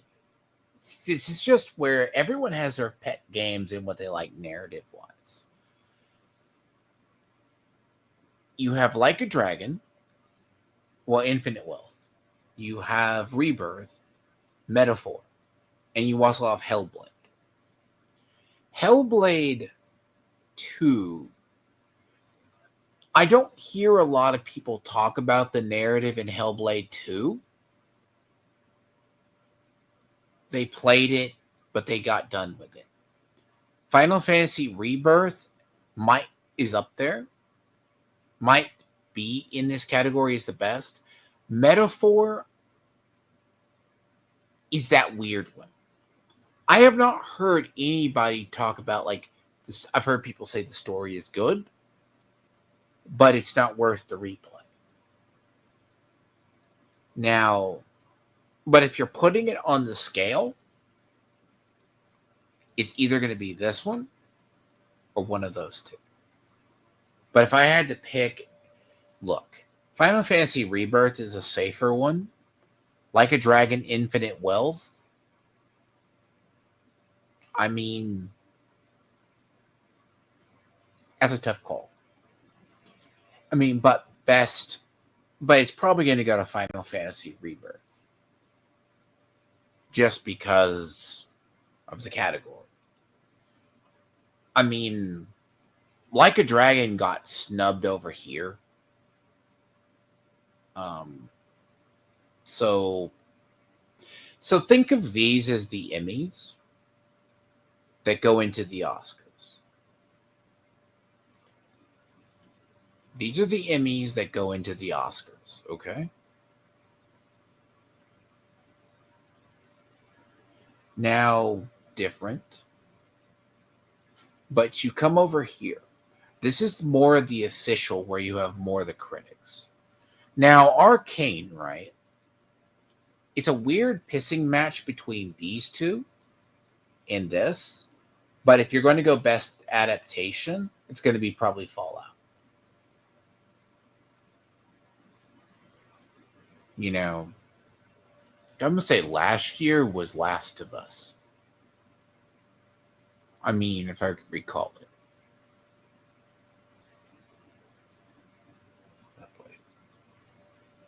Now people want to bother me.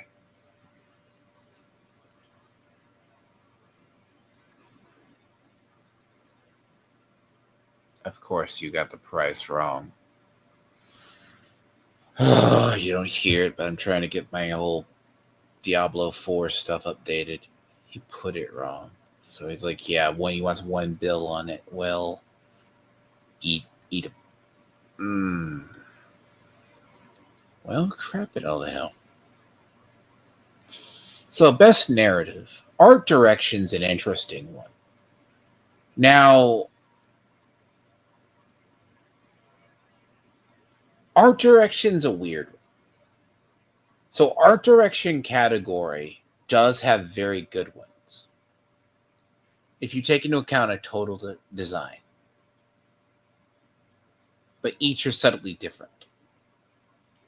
Neva is an interesting game. This is Neva. Neva is Hollow Knight meets this. It looks really interesting. It's not quite Ori Will o' the Wisp, right? It's not Ori Will-O-the-Wisp, but it's close. Metaphor is very Persona. See, this is where you look at it, right?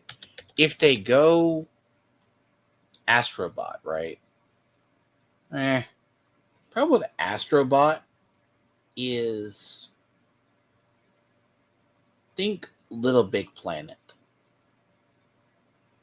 Little Big Planet is it's like Little Big Planet gameplay, which is fine. It's Little Big Planet, and it's what it is. It's like if you like kid stuff or design, it doesn't feel very complicated.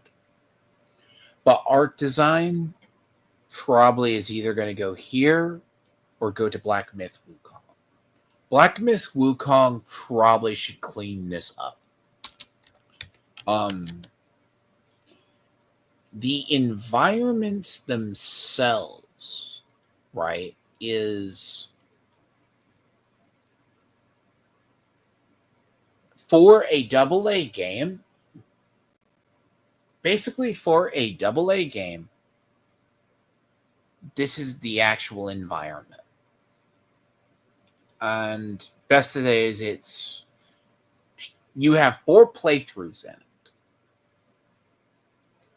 Now, arguably, the second time through, it's a lot easier than the first. I mean, New Game Plus is very much the case. But as far as environments and everything goes, it is very tough. It is a very good, well-designed game.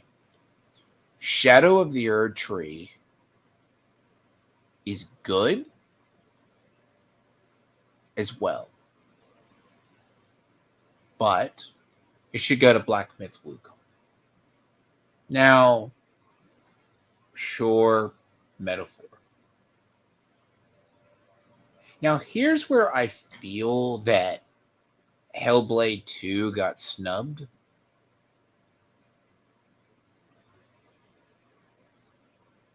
Okay. Final Fantasy is an easy win here, but so is Stellar Blade. Stellar Blade has a really good one. Some would argue that. I don't know, Metaphor soundtrack. Metaphor soundtrack is very different. It depends on when you are saying how it sounds. Like, it depends on how it's going, what it's going for.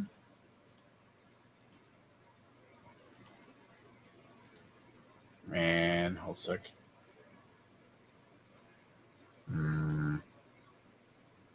It's very Final Fantasy-ish. It's just standard. You're in the same category as Final Fantasy. See, video game awards, right? So, best score and music would be the 2. That would be the undertones with the theme.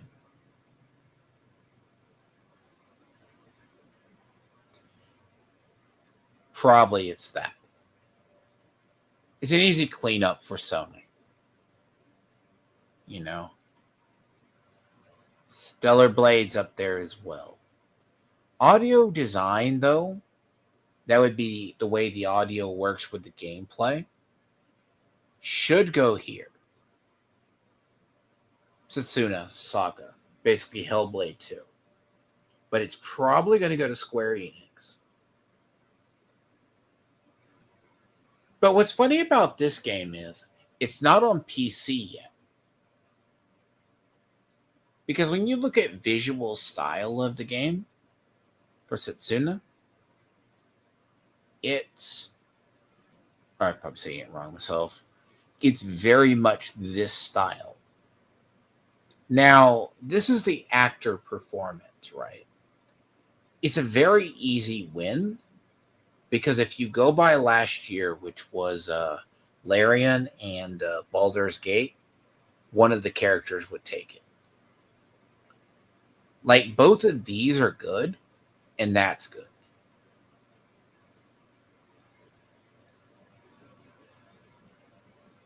Now, here's a weird category, right? Best performance, which it's going to be the person who is Aerith.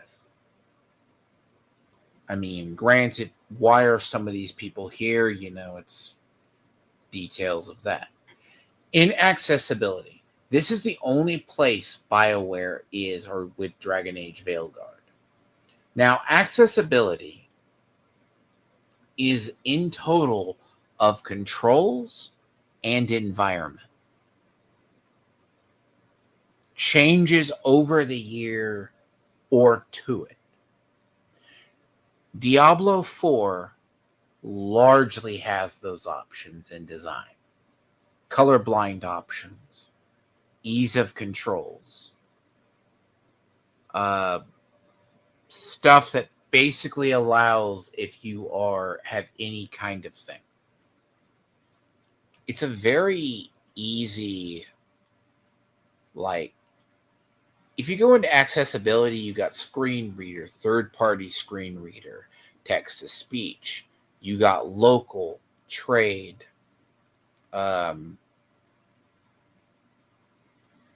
character name says speech. You have colorblind, like graphics have, somewhere, I forget where in here is colorblind. Color blindness is in this end as well. So you have the various colorblind filters. But that was in the last year's version too. But it's gotten better. Even though I still consider the world a dull shade of red. Or gray. And I mean that quite literally in Diablo 4. The world is a very mud color. Everywhere. I wish it wasn't that way. Sometimes. It's hard on the eyes after a while. Now, Dragon Age Veilguard could try, but it should go to Diablo 4. Now, I don't know, you could sneak in Black Ops 6. But bear in mind, right? Now, Games for Impact's a weird one, right? Games for Impact is, there's like two here. I mean, I don't think anyone's going to do Life is Strange. But the thing about Life is Strange, Life is Strange is an odd one.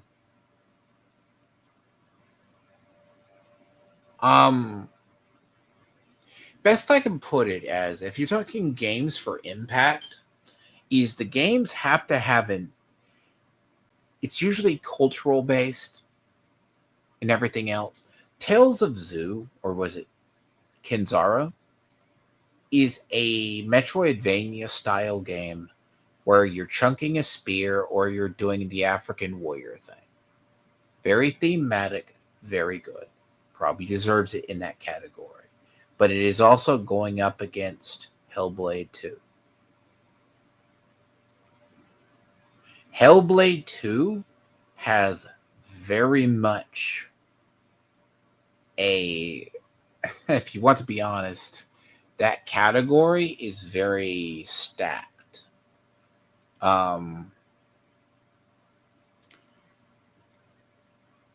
It's not on the same level.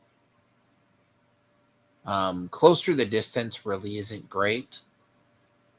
Indica is a weird game. It's done by the same team that did Frostpunk 2, but it's about a bunch of nuns that grow drugs.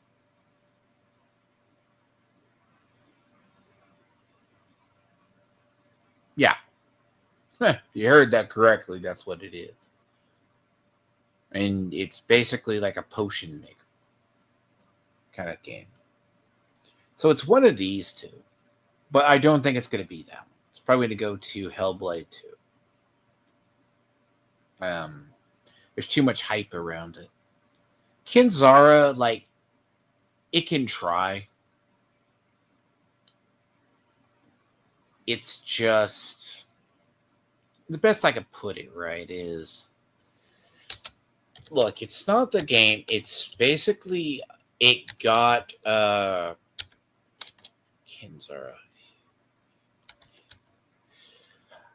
Basically, it got a raw end of the deal right around. So it was designed in the terms of traditional Africanism or like African tribal. Now, if you see it is basically that style of like heavy attacks, dash, Metroidvania kind of platformer. Now, looks good in theory, but when you're going against Hellblade, you're dead in the water. I mean, Hellblade, if we're going over games for impact, which basically it's a cheese, Hellblade 2, right? I just don't buy it and play it because I can't justify that game for that price. When you play it, it's more or less about visually going through it. Like some of the visuals are really, really good. And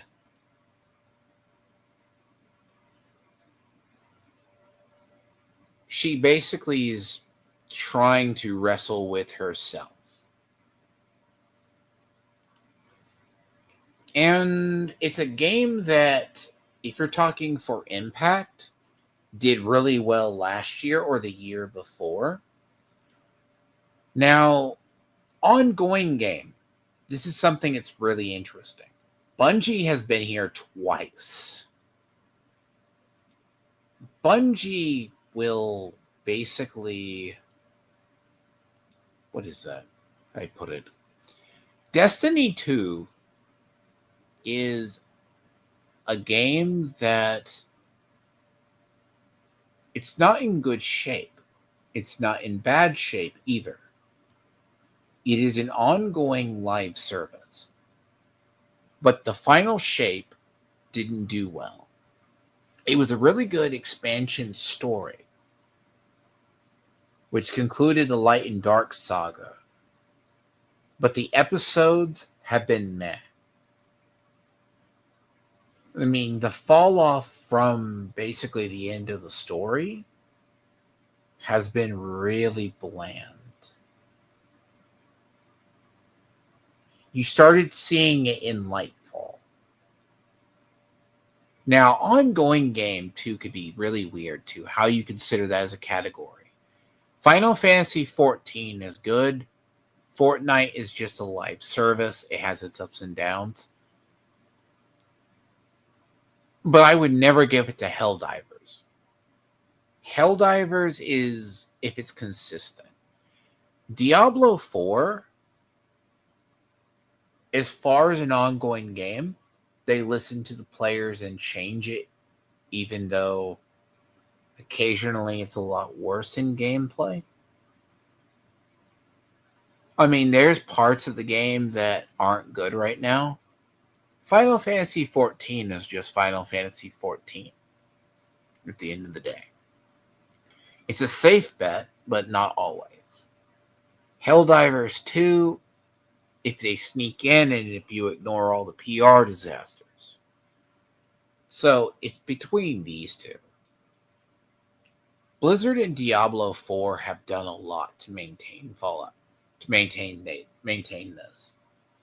And Diablo 4, despite its many qualms that I have with certain parts of the mechanics and they don't fix the bugs, which you'll have to figure out why Spiritborns are bugged. Have fun. That takes a lot, but they ain't gonna do it this. Now, community support is a weird one. Customer service, etc., etc. Community support probably would go to Helldivers. Should go to Helldivers. Because the devs do support the community while handicapping them at the same time. Baldur's Gate 3, it fell off. The only things we have gotten in a year since its release is mod support and new stories. That's all we have. Now, independent game, I don't know enough about them. I mean, it's probably going to go to Ballataro.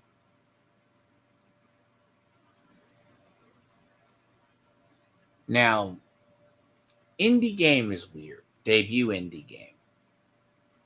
To be fair, this is a weird one. It's a weird category. Manor Lords has been around a while, but it also depends on the state of it. Plucky Squire, very niche. Pacific Drive is good, but it's just a weird game. But it's actually good as well. But it's probably going to go to Ballataro. Now, mobile games are a weird. Now, this is an interesting category. Now, Ballataro's here. Now, I did not know they did this. The Pokemon one. It's going to go to either Wuthering Waves or Zenless Zone Zero. Now, Wuthering Waves is supposed to be the Genshin killer. MiHoYo basically does, in a year, every game they release usually does well. They have probably some of the best mobile games on the market that they maintain. Love it or hate it sometimes, but Genshin or them, does it. Zenless Zone Zero was in the works a while. HSR won Best Mobile or Ongoing Mobile, which I am surprised that beat out Genshin. But it being there is a different base. Wuthering Waves by Kuro Studios is extremely good as well. I haven't played it, but it's Genshin Light. It's fine. You can really only afford so many gacha games. As I was discussing with my friend before the stream. I'm not pulling for lighter. I'm probably going to have to avoid Haramasa, who's about to come out for Miyabi. Miyabi is going to be probably the next. VR and AR games. The Arkham is good. But it's just one of those games. That's a hard thing to judge. VR and AR. I mean, anyone who works with Oculus. Let me see something. If I say this. See, I did not know it was actually a game.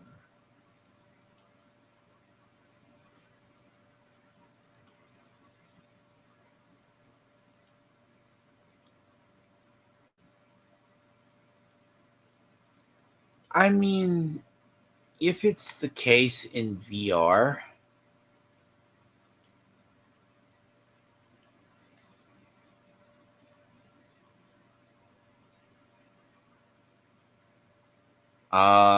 that's an easy one then.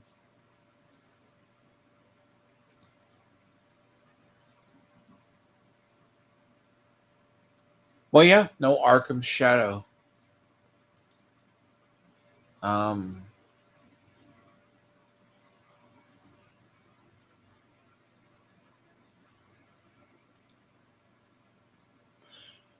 That is definitely. Now, best action is very divided. Okay.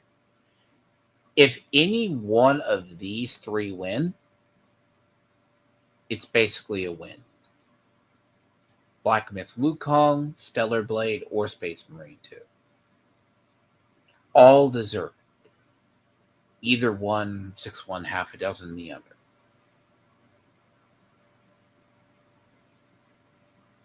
It's like I wouldn't call Black Myth like again, Stellar Blade,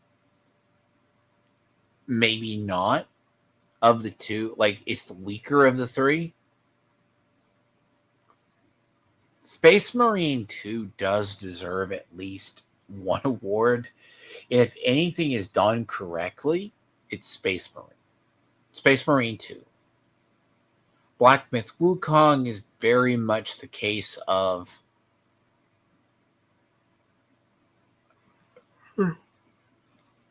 action-oriented.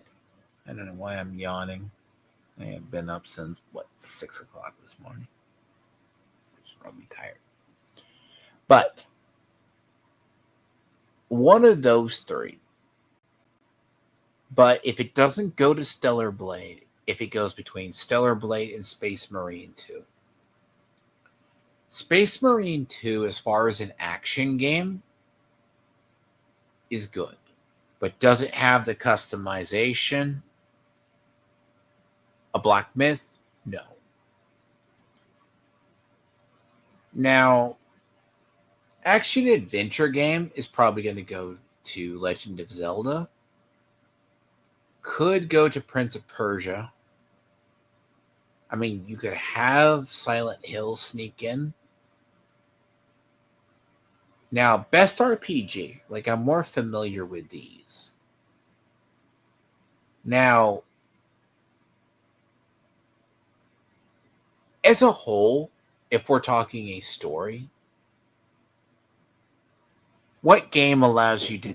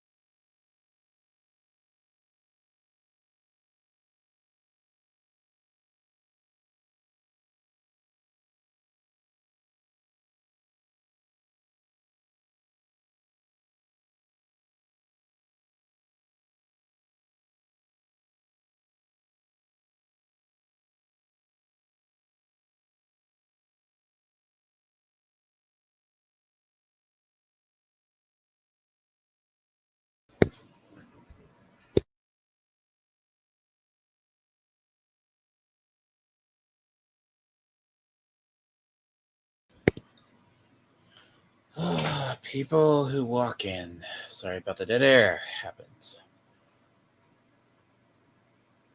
Yeah, life intervenes. As I was saying, so best RPG. RPGs are what you can design. Now, I am surprised Diablo 4 didn't get into this category, but we can all say a lot of these wards are weird. Shadow of the Erd Tree, right? Bear with me. Dragon's Dogma 2 does not have a lot of flexibility. I am going to be honest. It was highly anticipated, but it's very basic. But it's more advanced than it looks. You know, you have some variety. Shadow of the Erd Tree is just extended Elden Ring. Final Fantasy, like a Dragon Infinite Wealth, you could say it's a little niche. But it's a very easy between these two. Infinite Wealth is weird as an RPG because it's a Yakuza game. Now, fighting games, Theo didn't like the fact it had multiverses in here. Look, how this game broke in, I have no idea. Grand Blue is good. You have Sparkling Zero, even though the support has already died for Sparkling Zero. Or you have Tekken 8. Quite honestly, as I said, personal preference, right? Best RPG, if you're just going off flat, by the way, before I forget, is probably Rebirth. Fan favorite, I would probably go Elden Ring. Now, the weirder part is family games. Nintendo could probably clean house. Any of these. I guess family games probably be Jamboree. Now, granted, though, sim and strategy are what I know. So, weird. Yeah, it did. Why does everyone bother me in the middle of the afternoon? More people they do that than I ever like. So a lot of this is just... It's a strange category, right? For detail. Like, if we're talking details in the game, because RPGs have been... Strategies...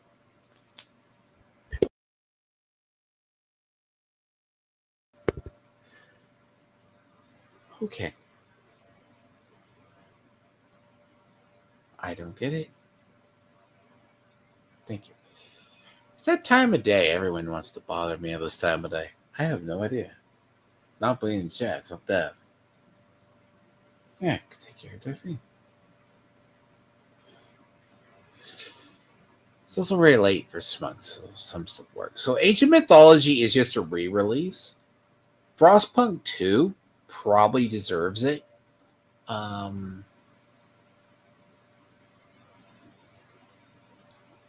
I had my eye on Kite.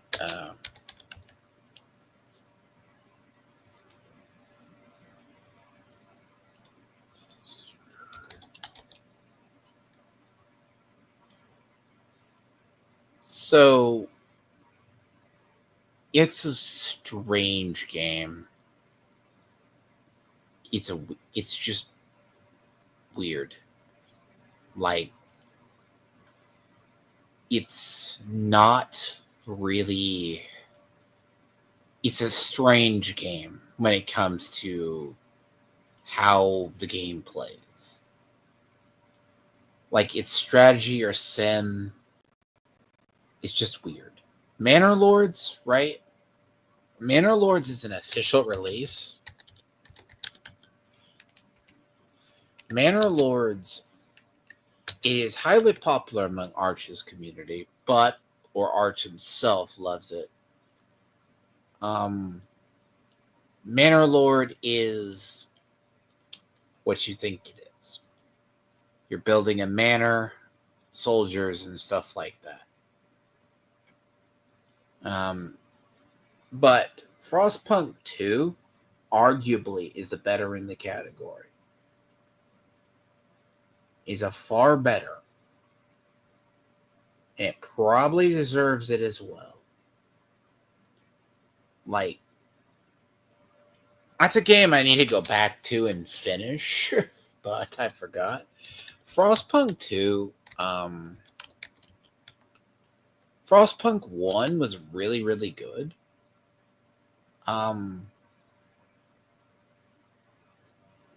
You are talking about a game that, in terms of simulation and strategy in a year,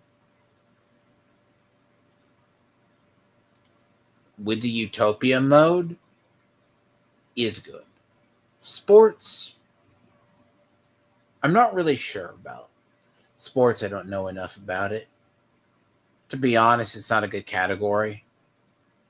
I mean, Madden. Now, best multiplayer is weird. Space Marine 2, if it doesn't win action, it has some of the best multiplayer. Basically.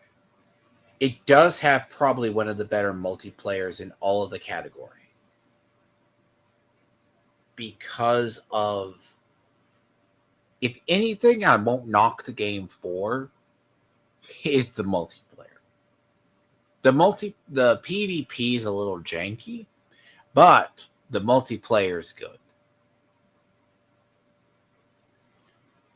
It's that right amount of jank, retardation, as well as randomness that keeps things in.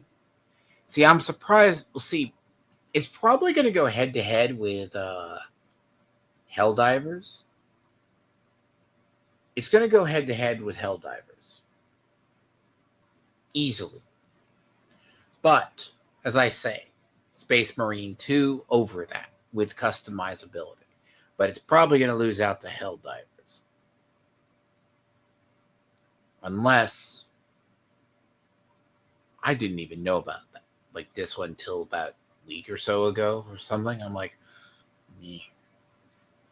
But Helldivers still has really good multiplayer. Now, clearly, it's going to go to GTA. I mean,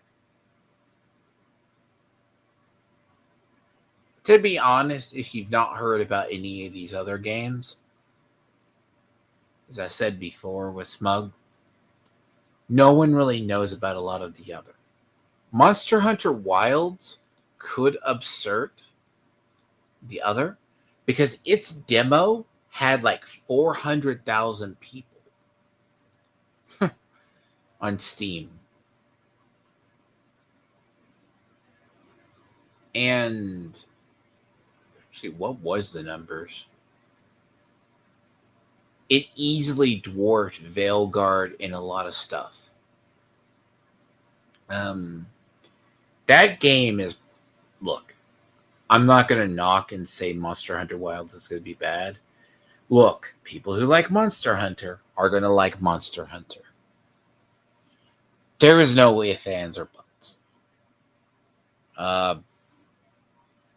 It is a tech demo. It will have technical issues out of the ass, but I'm sure they'll smooth it out by release. At least for it not to be miserable. But it's having optimization problems. That's where the problem is. It's having optimization problems on PC. Basically, if you're trying to run it on PC, no. But as far as anticipated games, Monster Hunter Wilds is the main one.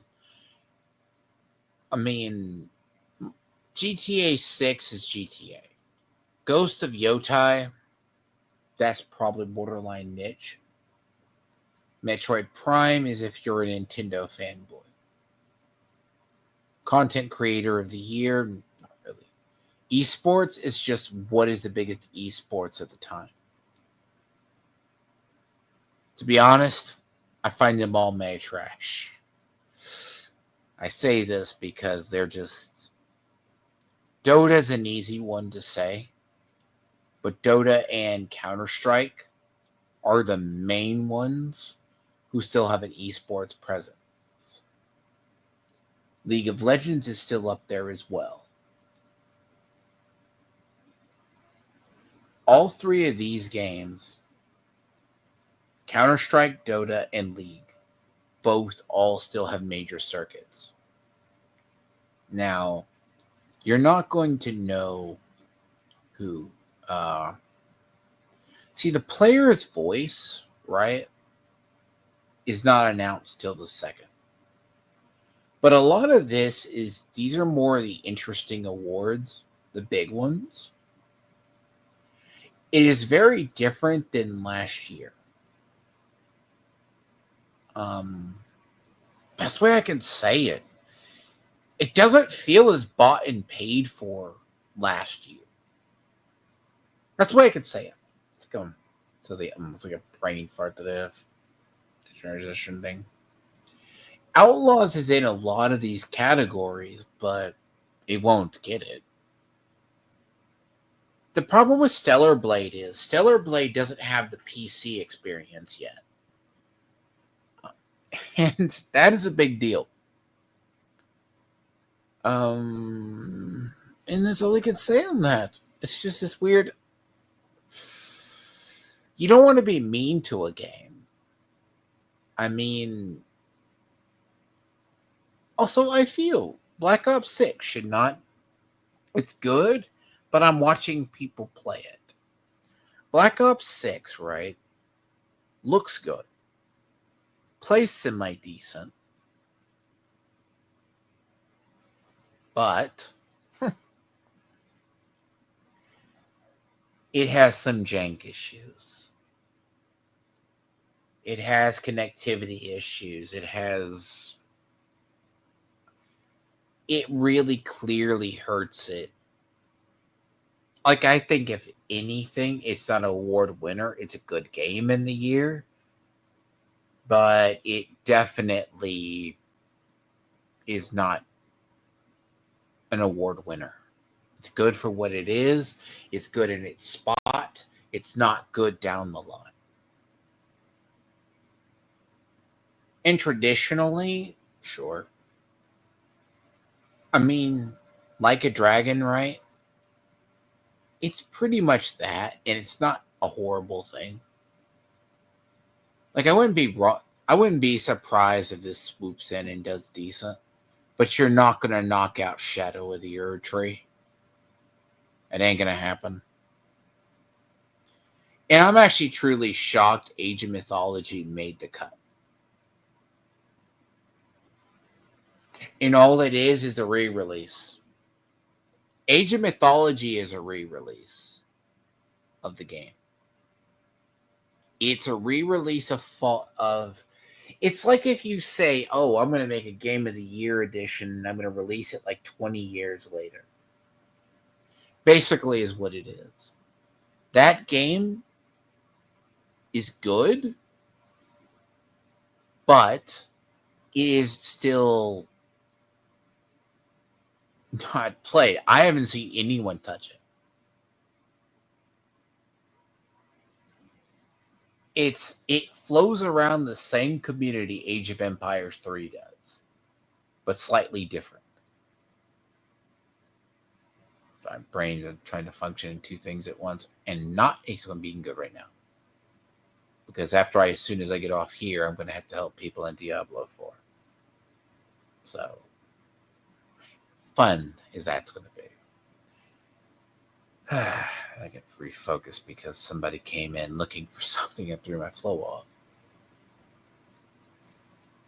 But yeah, no. Game Awards, sorry if there was blunders or errors, but I can't help it if in the middle of the afternoon things bother me.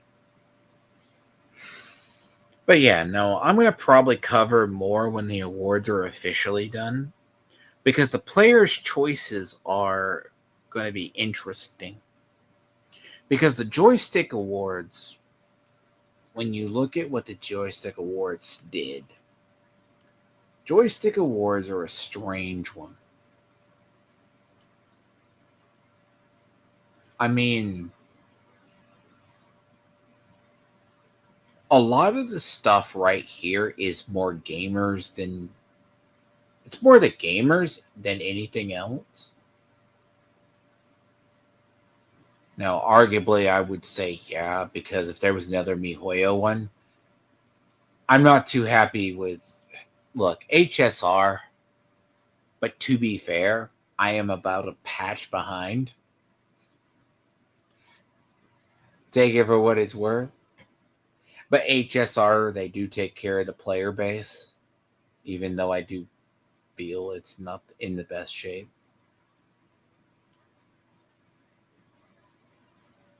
But best stem and strategy, though, should easily go to Frostpunk.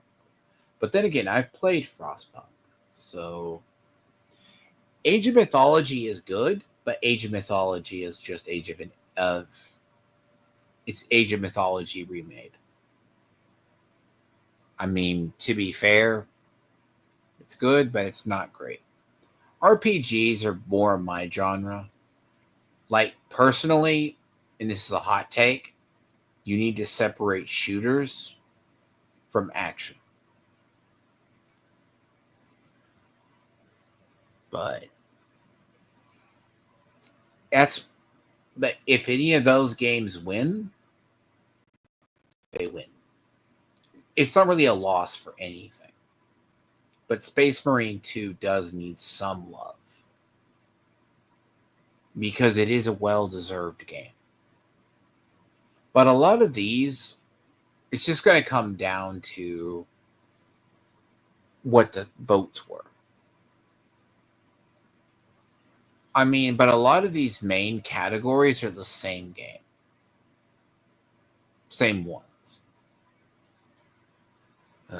But yes. Sorry for the random brain farts. See, it's up to you get focused and you don't get focused. Anyway, so I will do a follow-up because I'm going to have probably something later in the week. Basically. Because I do have some articles I got to go over. And Smug is in the other side of the world almost. At least 7 hours apart from me, so I have to be a different time. But yeah, like, the Game Awards are going to be the big one, and that's going to come up next month. But I will conclude this here, and sorry for the weird one. It's just that strange day.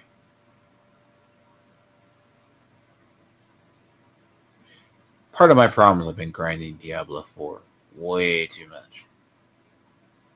But I may have to crack into what really is a stream, what is going into Diablo 4.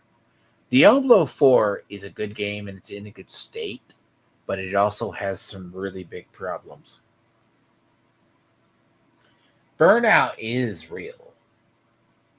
Like, I'll be the one helping players level, but I'm going to have to start that a little bit later.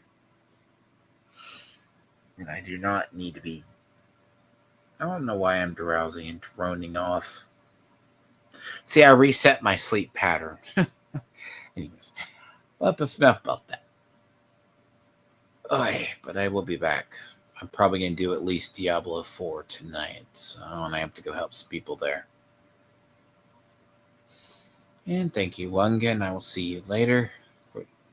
Thank you, Wungen, for at least understanding.